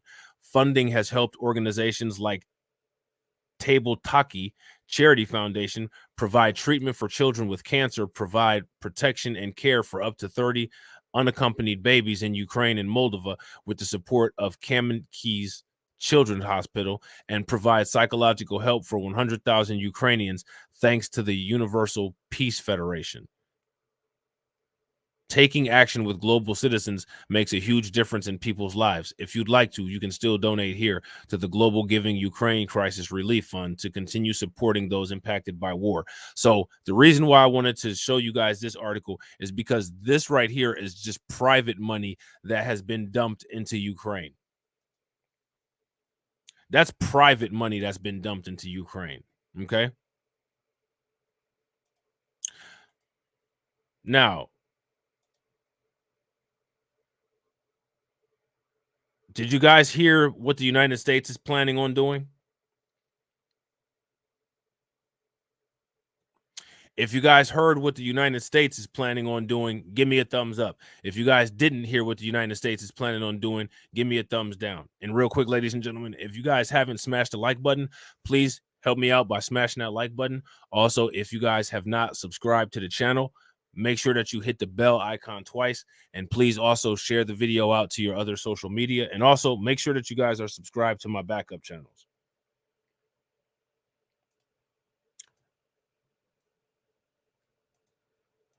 This is brand new, okay? Brand new. Are you ready? Get ready. Get ready, because here I come. Get ready, because here I come. Here I come.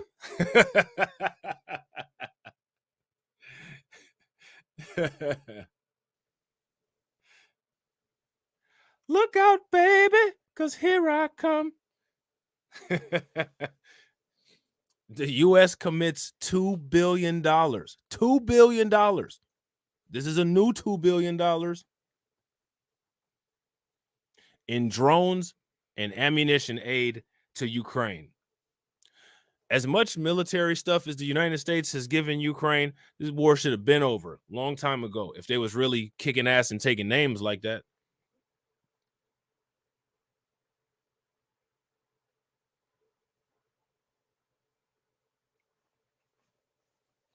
If they was really kicking ass and taking names like that, this war would have been over.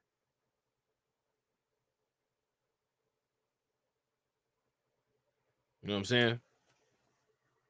Look at that. U.S. commits $2 billion in drones, ammunition, and aid to Ukraine. Now, mind you, this is money coming only from the United States. Here's the question for you guys. We look at the amounts that the United States has provided Ukraine as astronomical amounts. Val says she used to love the Temptations.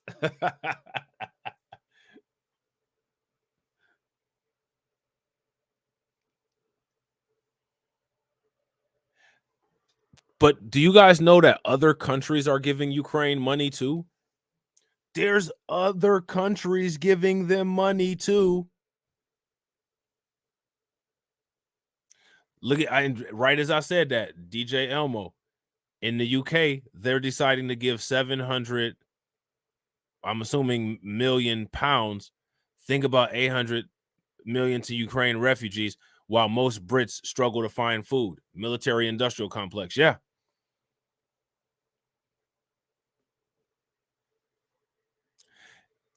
Yeah, they did, old grandma.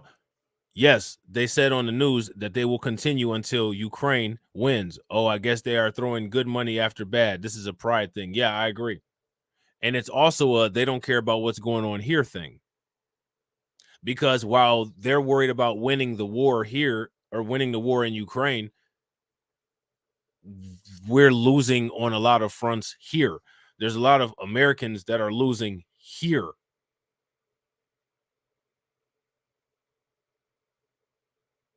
You know what I'm saying? So now here it says the Pentagon has announced a new package of long-term security assistance for Ukraine on Friday, marking the first anniversary of Russia's invasion, with a $2 billion commitment to send more rounds of ammunition and a variety of small, high-tech drones into the fight. Here's my question. Are we going to get anything in return for this? Oh, 700 pounds. Okay.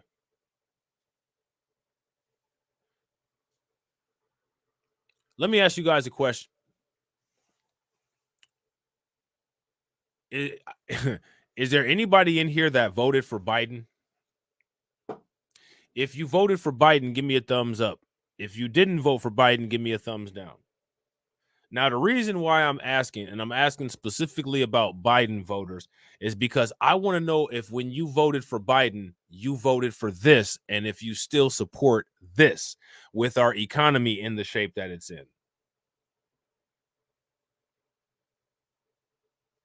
because, yeah, I don't like this.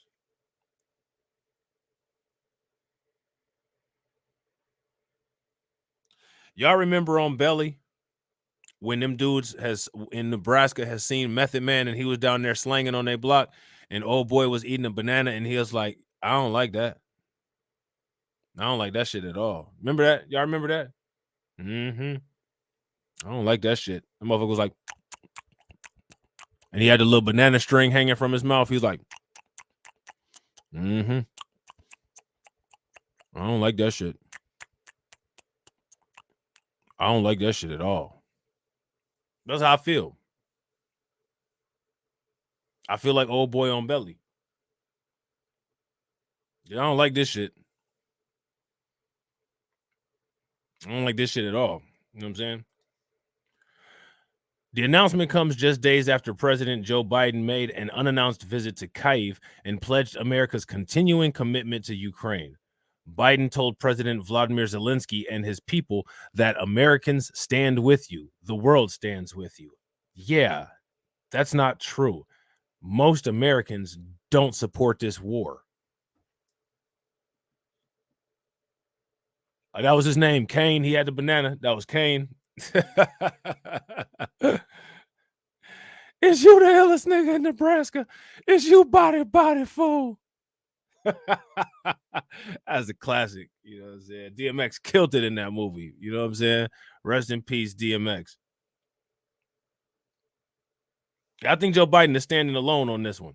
Joe Biden is like a tree in the middle of a field of grass on this shit right here. You know what I'm saying? He said, Americans stand with you. The world stands with you. I don't think so.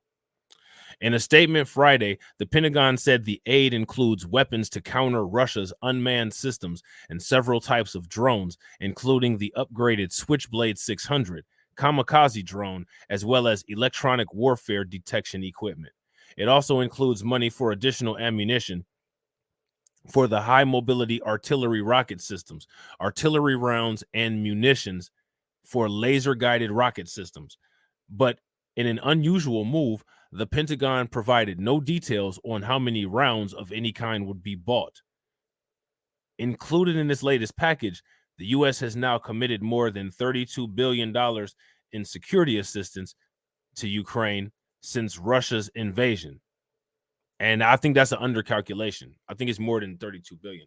But I'll tell you what, though, the people that truly embrace villainy would be investing in companies that manufacture this stuff. Shout out to Lana. What's good with it, Lana?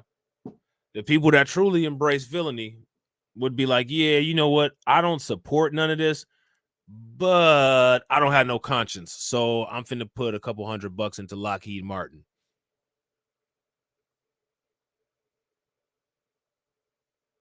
Remember, you always want to move in the same direction as inflation.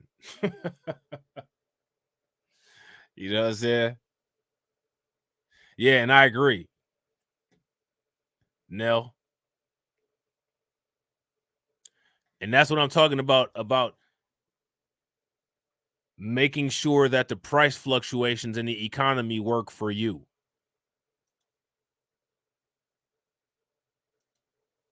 So now here it says, Defense Secretary Lloyd Austin said in a statement that the first anniversary of Russia's invasion is a chance for all who believe in freedom to recommit ourselves to supporting Ukraine's brave defenders for the long haul, and recall that the stakes of Russia's war stretch far beyond Ukraine.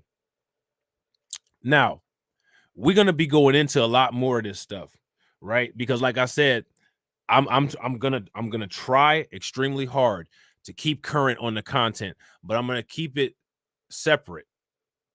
I'm gonna talk about it on the respective channels. Okay, so there's gonna be videos on the International Newscast channel where we're talking about international stuff. There's gonna be videos on the Oil and Gold Railroad where we're talking about commodities and economy. All right. There's going to be videos on Tales from the Cryptocurrency, talking about cryptocurrency and other financial markets. There's going to be more videos coming up on auditing Africa, about things going on in Africa. You know what I'm saying? While still trying to produce videos and do some streams for this channel. So you guys, if you're not subscribed to the backup channels, make sure you guys subscribe to the backup channels because they about to be in use. And there's videos and content on there already. A lot of people have already watched it. You guys knew that Auditing Africa, that there's actually some really good content on that channel. You know what I'm saying? But there's more stuff coming. You know what I'm saying? There's more stuff coming. And shout out to my man AB Promotions. And AB actually requested some streams on those. So, you know what I'm saying? They definitely are coming. You know what I'm saying? So now here it says Biden was scheduled to meet virtually Friday with other group of 7 leaders and Zelensky to continue coordinating our efforts to support Ukraine and hold Russia accountable for its war, the White House said. Now, let me ask you guys a question. Did you all know that the United States is doing military exercises currently in the South China Sea? That's something that we'll be talking about on International Newscast.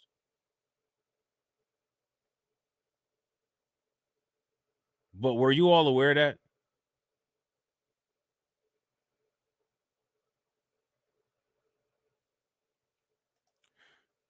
I'm going to show you guys this real quick. Meanwhile, while they're talking about all of this stuff going on with Russia and Ukraine, one of the things that they're not talking about are the issues going on with China. Okay? And like I said, we're going to be talking about that. This is one of the articles we're going to be looking at. U.S. to expand troop presence in Taiwan for training against China threat.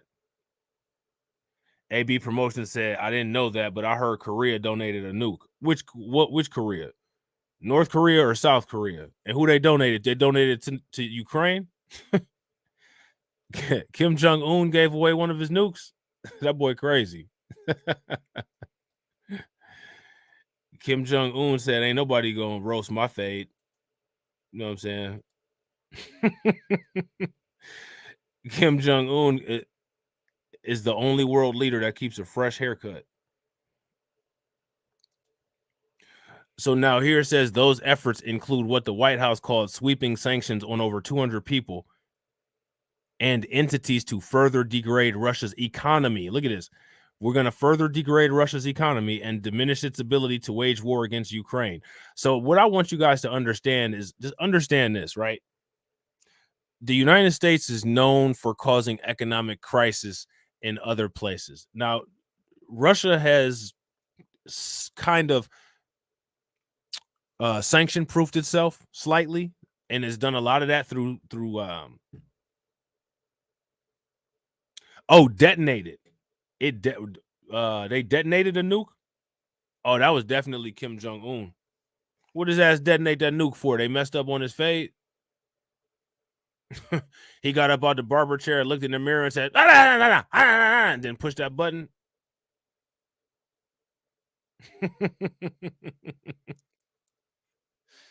Kim Jong-un crazy. They better get Dennis Rodman back over there to get his ass under control.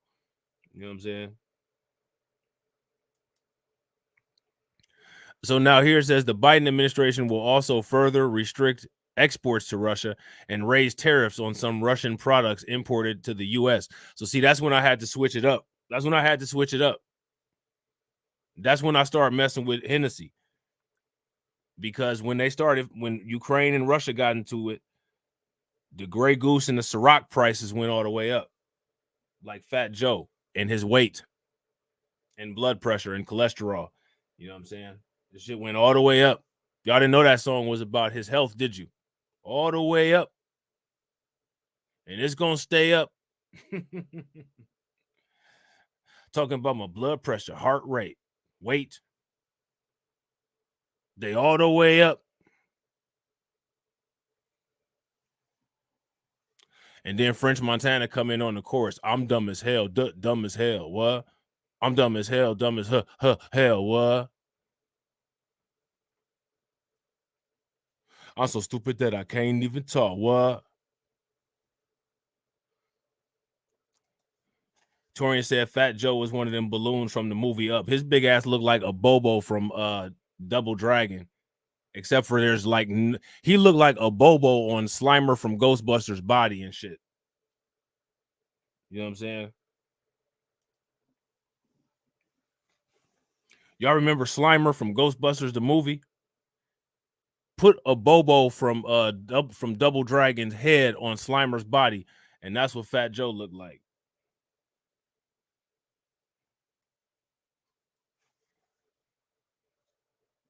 That should be Biden's theme song. What's that? All the Way Up.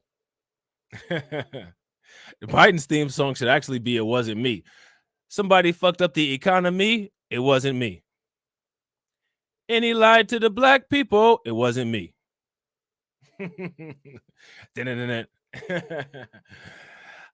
I'm in the White House starting wars with the country next door. And I already gave Ukraine billions, but we gonna give them a bit more. It wasn't me.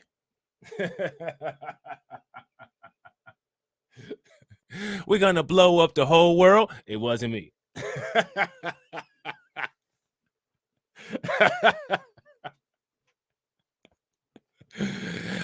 Hunter was in a hotel getting a foot job, and we caught him red-handed, didn't even know what to say. It wasn't me. He had a whole mountain of cocaine. It wasn't me. 2 Asian hookers and a Russian. It wasn't me.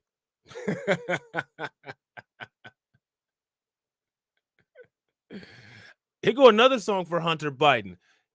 He had a kid with a stripper.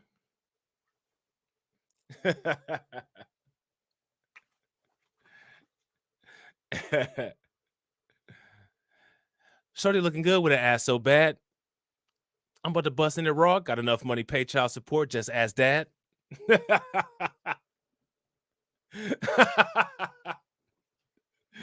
You can't make it up. You can't make it up. Yeah, Fat Joe is shaped like the Mucinex germ. You know what I'm saying? Absolutely. Oh yeah, Hunter Biden got a kid with a stripper. You ain't know that? He gave her a job and everything. He put her up. You know what I'm saying? She be coming on Fox spilling the beans every now and then. But if we're going to talk about these freaks in the government, I'm still trying to figure out why Gavin Newsom's wife was able to so vividly describe Harvey Weinstein's equipment. I mean, there was a whole article like of her testimony where she gave like a very vivid description of it, and that's just concerning. I mean, I don't know why Gavin Newsom really didn't like look at her sideways and no shit. They all freaks, you know what I'm saying? Paul Pelosi running around in a wife beater and drawers, and killer clowns running through the house beating his ass with a gun and all kind of craziness. Marjorie Taylor Greene getting busted open by personal trainers. Like, I was saying, they all freaks. The whole government is freaks. You know what I'm saying? What's his name? What? Kamala Harris, husband, them yoked up Jill Biden, about to get it cracking in the in the Capitol building. You know what I'm saying?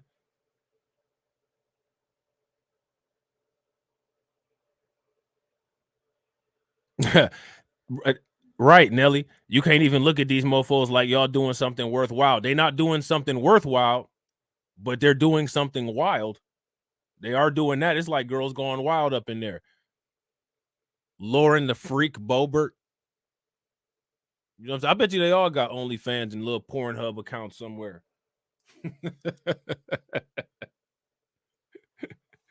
You know, they be getting it in. Their Christmas party be crazy. Everybody like the Christmas party. Don't even front. At your job, the Christmas party. Well, back in the day before C-19, the Christmas party used to go down. Man, I bet you. I bet you. I bet you the Christmas parties, the government Christmas parties, that'd be some shit where if you participate, it's a wrap. If you believe in God, you're going to hell. Like it's like you leave straight out of the Christmas party into hell because of the kind of debauchery they got going on there. Oh man, Clinton in the dress. Clinton in the blue dress, man. That's crazy. They need to come up with the jazz group called Bill Clinton in the Blue Dresses. You know what I'm saying? Like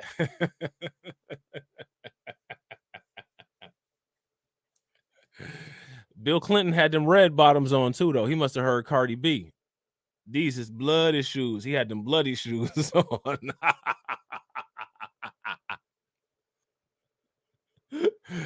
Oh, Bill Clinton was on that picture posing. You know what I'm saying?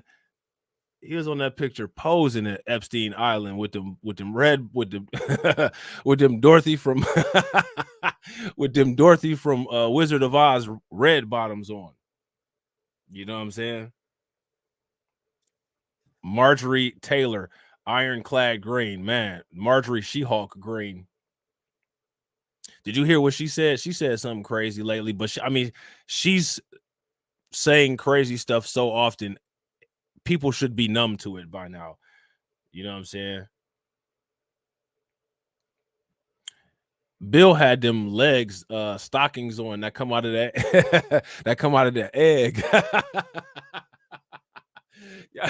Y'all remember them leg stockings from back in the day that you could buy at the grocery store that come out of the egg? They would be at the shelf, like right by the comic books and all that. And you'll be like, what the hell is these? And your mom be like, shut up. That's what Bill Clinton had on. He had on some nylons, some thigh highs. You know what I'm saying? Crazy.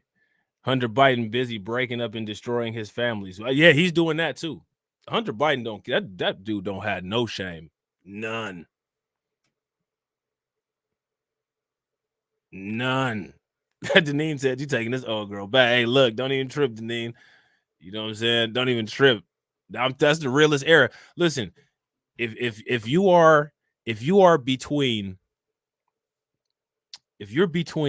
25 and 50 right now, we are the Michael Jordans of the world. There will never, ever be a generation like ours ever again. We are a one of a kind. You know what I'm saying?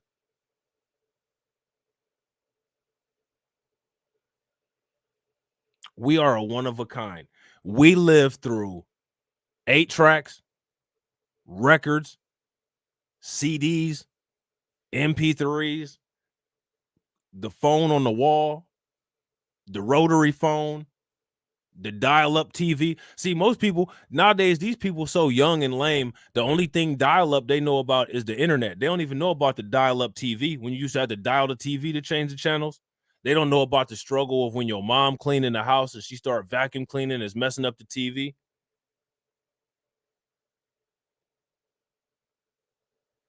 We saw the phones lose the wires. We saw the pay phones shut down.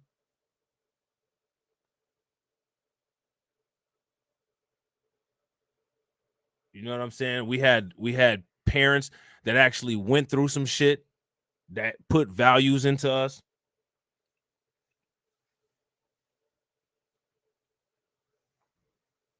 You know what I'm saying? We had the best. Corey, which kids? Who had? Did I see the pics that he had? Who, Hunter Biden?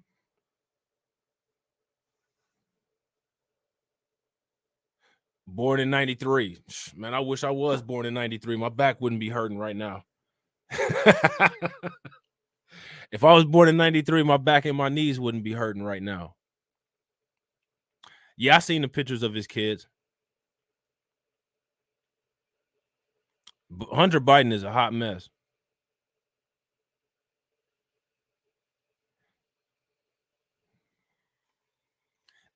Like, we are one of the best groups of people in the world. You know what I'm saying? There's never going to be we seen Michael Jordan. We saw Magic Johnson. We saw Kareem Abdul-Jabbar, Allen Iverson, basketball players, Mike Tyson, Evander Holyfield. We had Michael Jackson. You know what I'm saying? We had Bill Cosby. You got to watch In Living Color, Martin. You know what I'm saying? New York Undercover was a dope show. I don't know what happened to Malik Yoba though. He got on that weird shit, but that show was still dope though. Yeah, we had it all. It's never gonna be enough. Like, we're the only generation where if, like, let's just say something popped off, right? And it was a war tomorrow. None of these other generations can function without cell phones or without internet. Like, no one after us has experience on how the world operates without cell phones and internet. These people can't even memorize a phone number.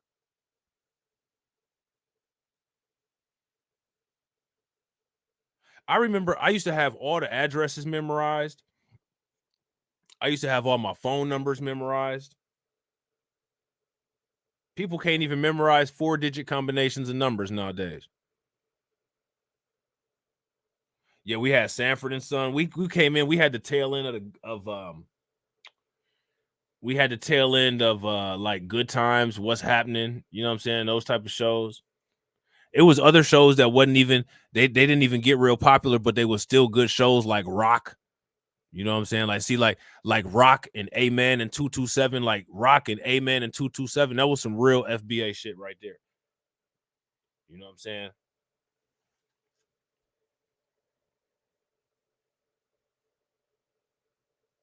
They can't write in cursive today. Facts, Val. These kids can't even run today. They ain't gonna have to worry about police violence in the future because these little butterballs out here can't even run. I don't know what they're gonna do. The police, they ain't even gonna have a reason to shoot nobody anymore. They're gonna have to find new reasons because these kids too out of shape. Ain't nobody gonna be running and struggling. I think what's actually going to end up happening is in the future, these kids so fat and out of shape and don't know how to have a social life and go outside, they're going to be trying to beat up the police to get into the car to get taken where they need to go because they're so big and lazy. These millennials, man, they finna mess up the whole world. They're going to be like them people at the end of Wall-E.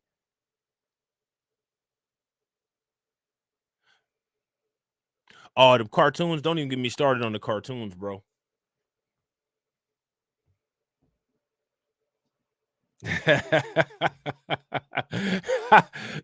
Shout out to Mike Mellajohn. Mike said, I don't memorize most phone numbers because I have justified disdain for certain people, young, old, family, or neighbors. I feel it. You know what I'm saying? I feel it. Yeah, we had the Transformers. You know what I'm saying? Like Grimlock.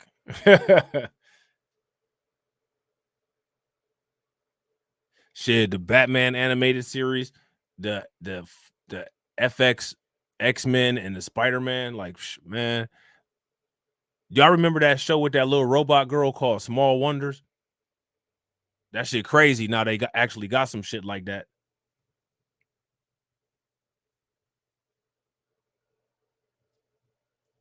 Y'all forgot about that show, didn't you? The old Batman was dope. The Green Hornet with Bruce Lee on it.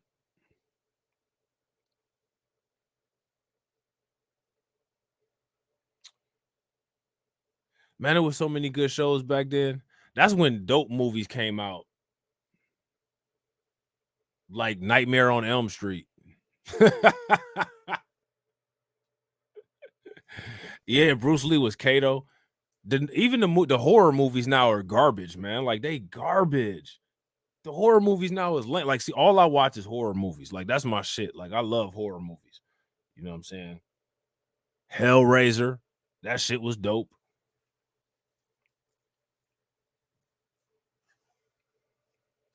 But how many check this out. How many people seen the Terrifier?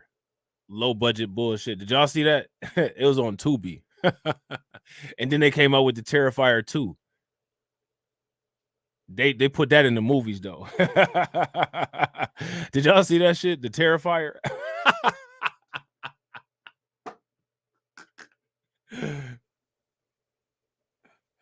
Who you seen it?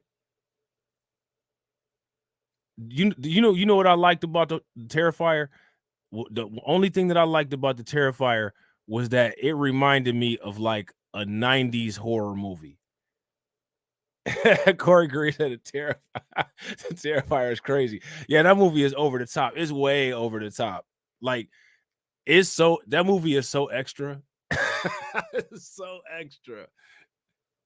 It's like they made it so extra that as extra as they made it not scary.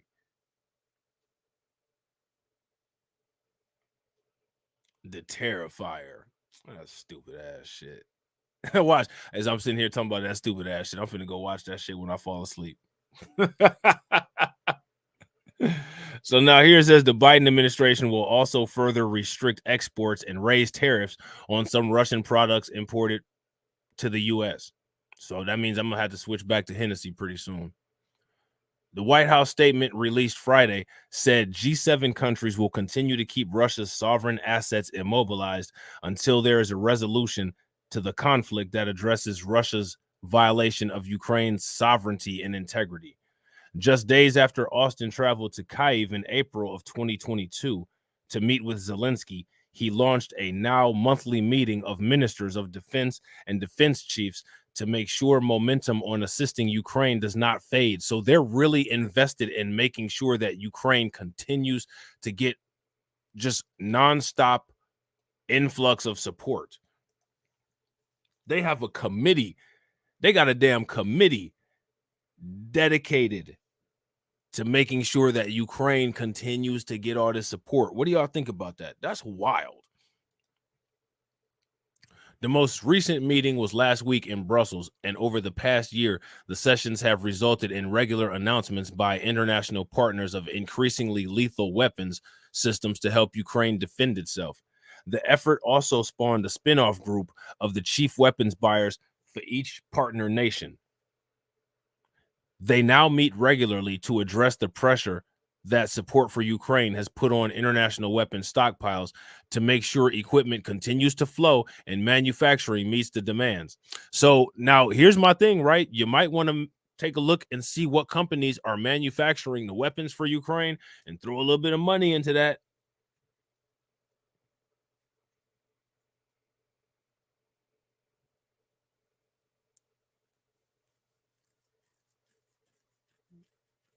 Throw a little bit of money into that. Deneen said, Tori and I have never been able to watch The Exorcist. It's too scary for me. It's not scary anymore, Deneen. You can go ahead and watch it now.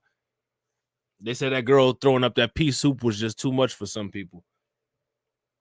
My dad told me that people went crazy watching that movie back in the day. I'm like, them little special effects made y'all go crazy. I mean, y'all wasn't stable to begin with.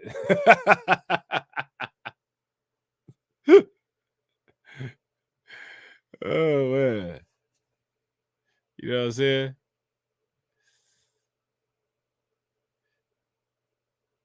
All right, Jared, take it easy. All right, Tone. Peace, bro.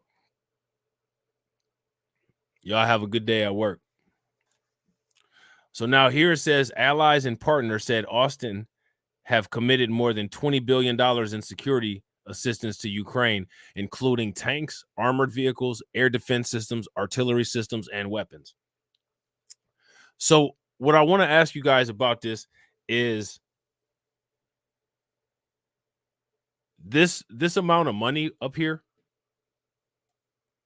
this $2 billion in drones and all this, and all of this money that we've been talking about. My question is, this is money that's coming just from the government.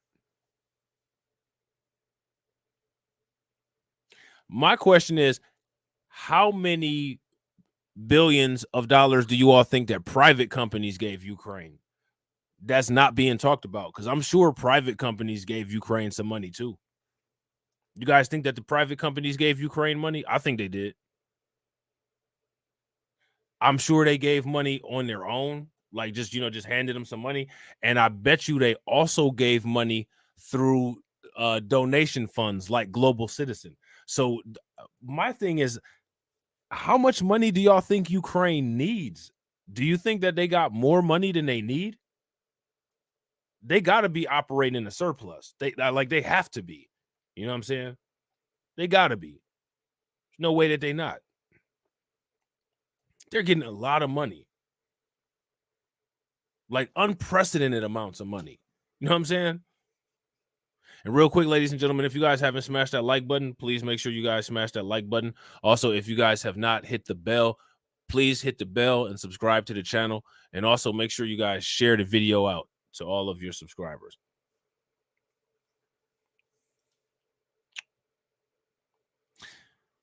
So now here it says difficult times may lie ahead, but let us remain clear-eyed in what is at stake in Ukraine, Austin said, to ensure that a world of rules and rights is not replaced by one of tyranny and turmoil.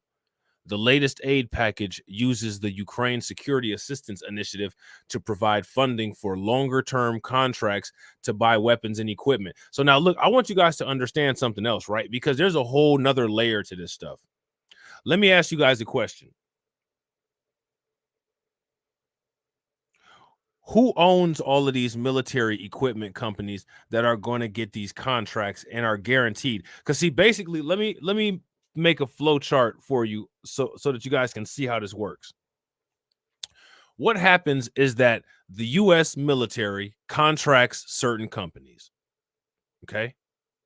So now what's going to happen is this isn't necessarily money. This is like food stamps. But let's change the concept of it from, instead of being food stamps, these are going to be military stamps. So now, when you get food stamps, unless, you're selling them, like, you're selling some yamps for half off, you can't really sell food stamps, unless you're doing it illegally. You got to go to the store and buy food with the food stamps. So that means that you're not going to go to your next door neighbor and run your food stamps card, and that next door neighbor is give you some tomatoes he grew out of his garden. You're going to have to go to Walmart or Circle K or Sam's Club or Tops or Giant Eagle or some grocery store and some place that accepts the food stamp card, right? So what's going to end up happening is this ain't food stamps, this is military stamps. Shout out to Mimi McCoy. So the United States is basically giving Ukraine a voucher. But the conditions of the voucher is that you have to spend this money on U.S. military contracted companies that produce American products. Now, why am I bringing that up? I'm bringing that up to ask this question. How many black people own military manufacturing businesses?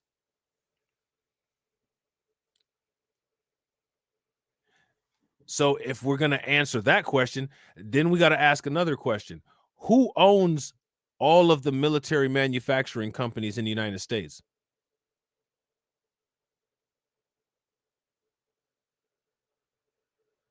So now this is a lockout, box out, lockout. And it's not being talked about as a lockout, box out. Because those people who own those military companies are now locked in for a guaranteed $20 billion. And anybody else is locked out of it. Lockout, box out. See how that works?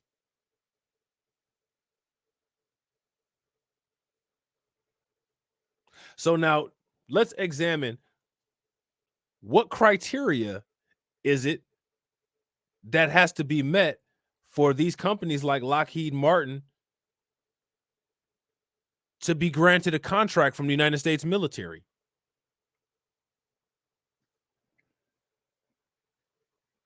If we look at what they look like, or if we look at what the board of directors looks like, we can think of a couple off the top.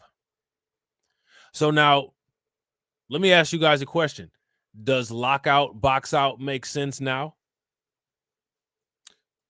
So somebody's going to be getting a lot of money out of this. And And that's how we start to understand the machinery of the military industrial complex and how the military industrial complex locks in money. Anytime the United States is shelling out all of this money, they're not shelling out any of that money. That money is going to go back to the United States. This is all money laundering. This is all a wash. Think about this. Imagine this, right? You give your kids allowance. I'm going to give you $50 a week for doing your chores and getting good grades. You're only allowed to spend that $50 here at home with me. Am I actually giving my kids $50 a week?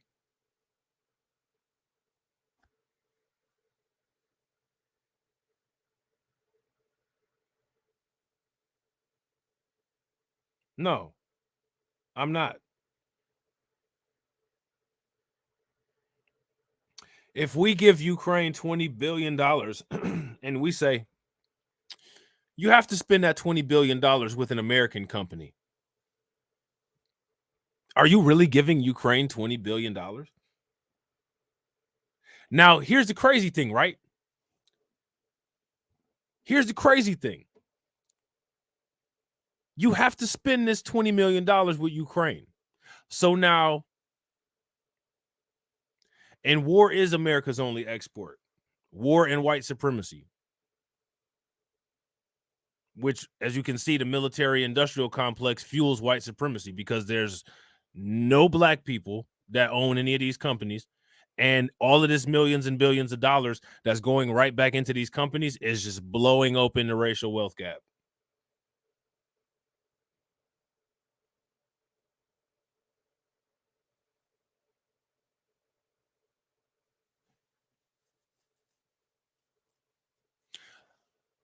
So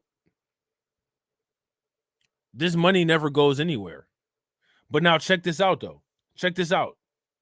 All of these military companies, as long as they manufacture in the United States and they follow certain rules, they get tax breaks.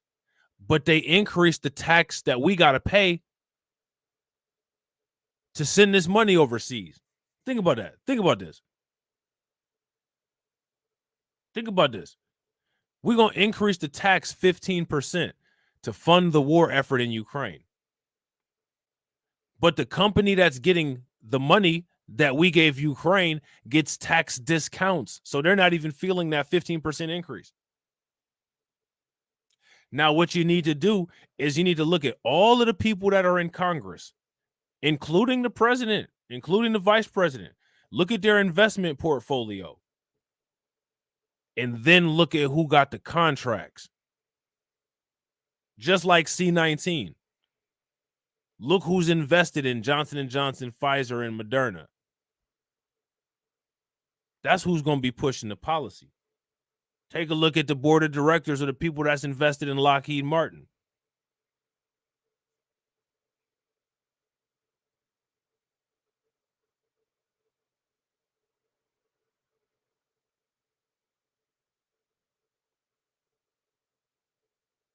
Just like the LGBTQ efforts. Pay attention to who's donating all that money to all those schools. The Pritzkers. You know what I'm saying? The Pritzkers. All you got to do is follow the money.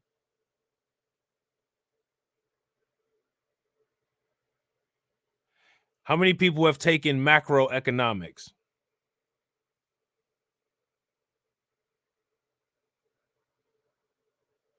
If you guys have ever taken a macroeconomics class, give me a thumbs up. If you guys haven't taken a macroeconomics class, give me a thumbs down.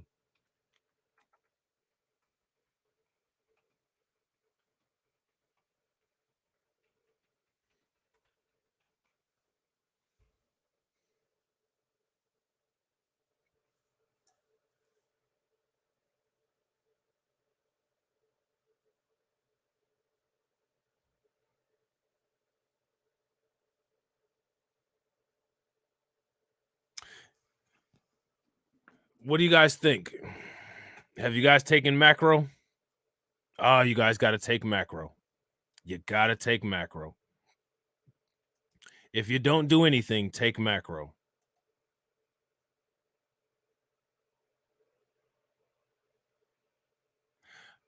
One thing that you will learn in a macroeconomics class is that war is a standard strategy that some governments use to boost the economy. Okay. War is a strategy.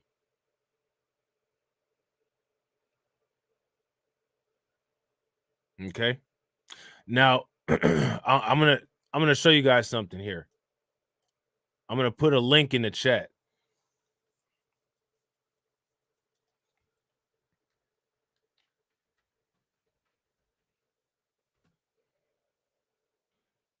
You guys should read this right here. And we're going to read a paragraph off of it as soon as I get done with this. But this is something that they'll teach you in macroeconomics. And it's good to take micro and macroeconomics because both of those classes will help you understand the motivation behind a lot of the moves that you see the government make. You will understand it clear as day. It'll be like when Neo was seeing all the green coding in the Matrix. You know what I'm saying? So now here it says, unlike the presidential drawdown authority that the Pentagon has used repeatedly over the past year to pull weapons from its own stock and quickly send them to Ukraine, USAI-funded equipment could take a year or two to get to the battlefront. As a result, it will do little to help Ukraine prepare for a new unexpected offensive in the spring. According to the Pentagon, the money will buy mine clearing and communications equipment and fund training, maintenance, and sustainment for Ukraine's forces. On CNN Thursday night, White House National Security Advisor Jake Sullivan confirmed that Biden and Zelensky discussed Ukraine's request for F-16 fighter jets during the U.S. president's visit to Kyiv. They're about to mount a significant counteroffensive, Sullivan noted, referring to expectations that Ukraine will mount a spring offensive. From our perspective, F-16s are not the key capability for that offensive. He suggested, however, that the F-16 request could be revisited for long-term defense. So, U.S. is committing another $2 billion. So, my question is, between all of the money that we just saw today being spent, my question is, why is it that when we ask about money, they act like they don't know what we're talking about? That's my question. What do you guys think? Now, this is an article from economicsandspace.org. Okay. Here's the executive summary. What it says is one of the enduring beliefs of modern times is that war and its associated military spending has created positive economic outcomes for the U.S. economy. This has been supported by recent public opinion polling in the U.S., which shows a significant number of people believe that war and military spending has improved the economy. This contrasts with the widespread public acknowledgement and understanding of the human cost of war. So now let me ask you guys a question. When did the United States improve economically in each of its economic steps to being an economic superpower in the world? After the Civil War, right? After World War II. So after all these major wars, the United States booms. And this is something that's taught at the academic level.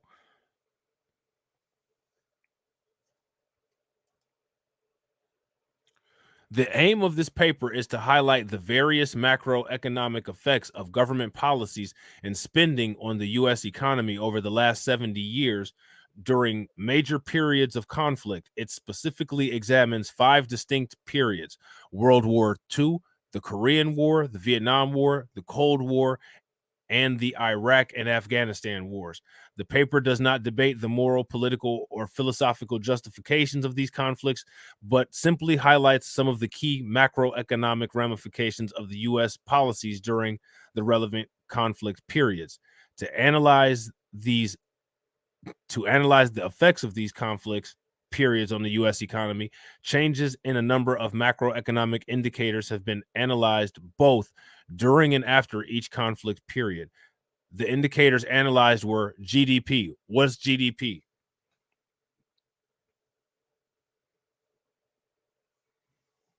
So GDP is analyzed.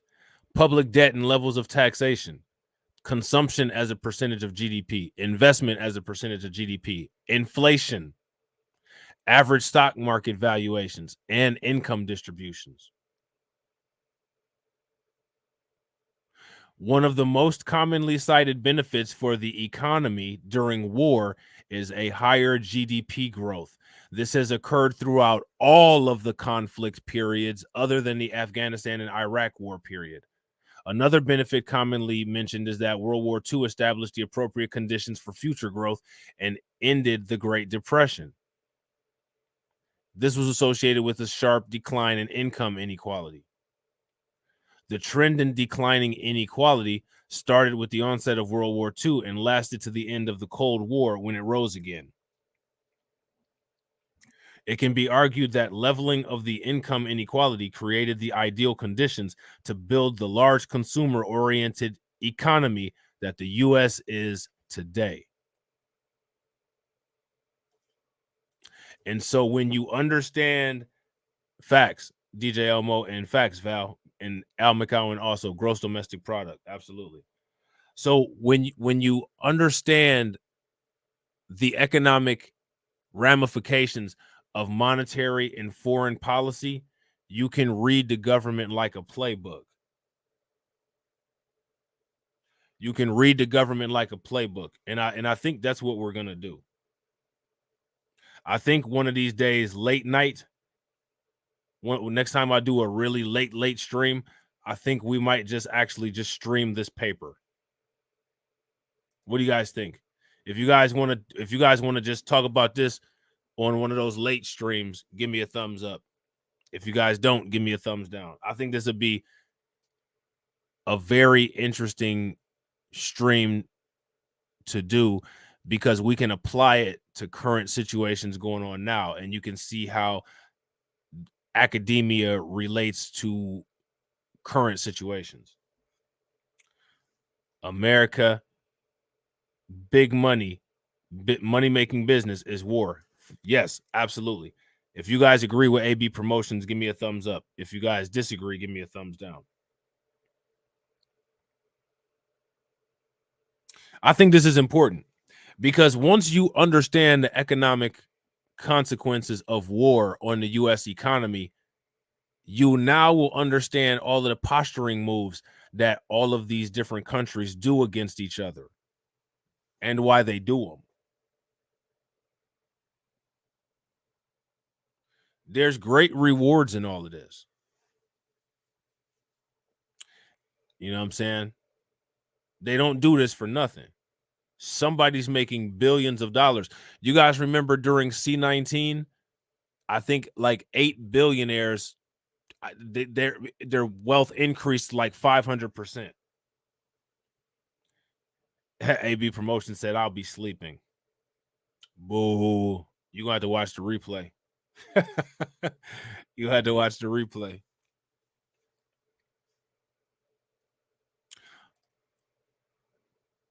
So yeah, we're gonna talk about that at some point. Since AB Promotions might be sleeping, and I know that's something that he wants to talk about, we might have to do it on one of the daytime streams. So, ladies and gentlemen, players and pimps, now you guys see why what I needed to title this video took too many characters. All right. So with that being said, I appreciate each and every one of you guys. Remember, all money ain't good money.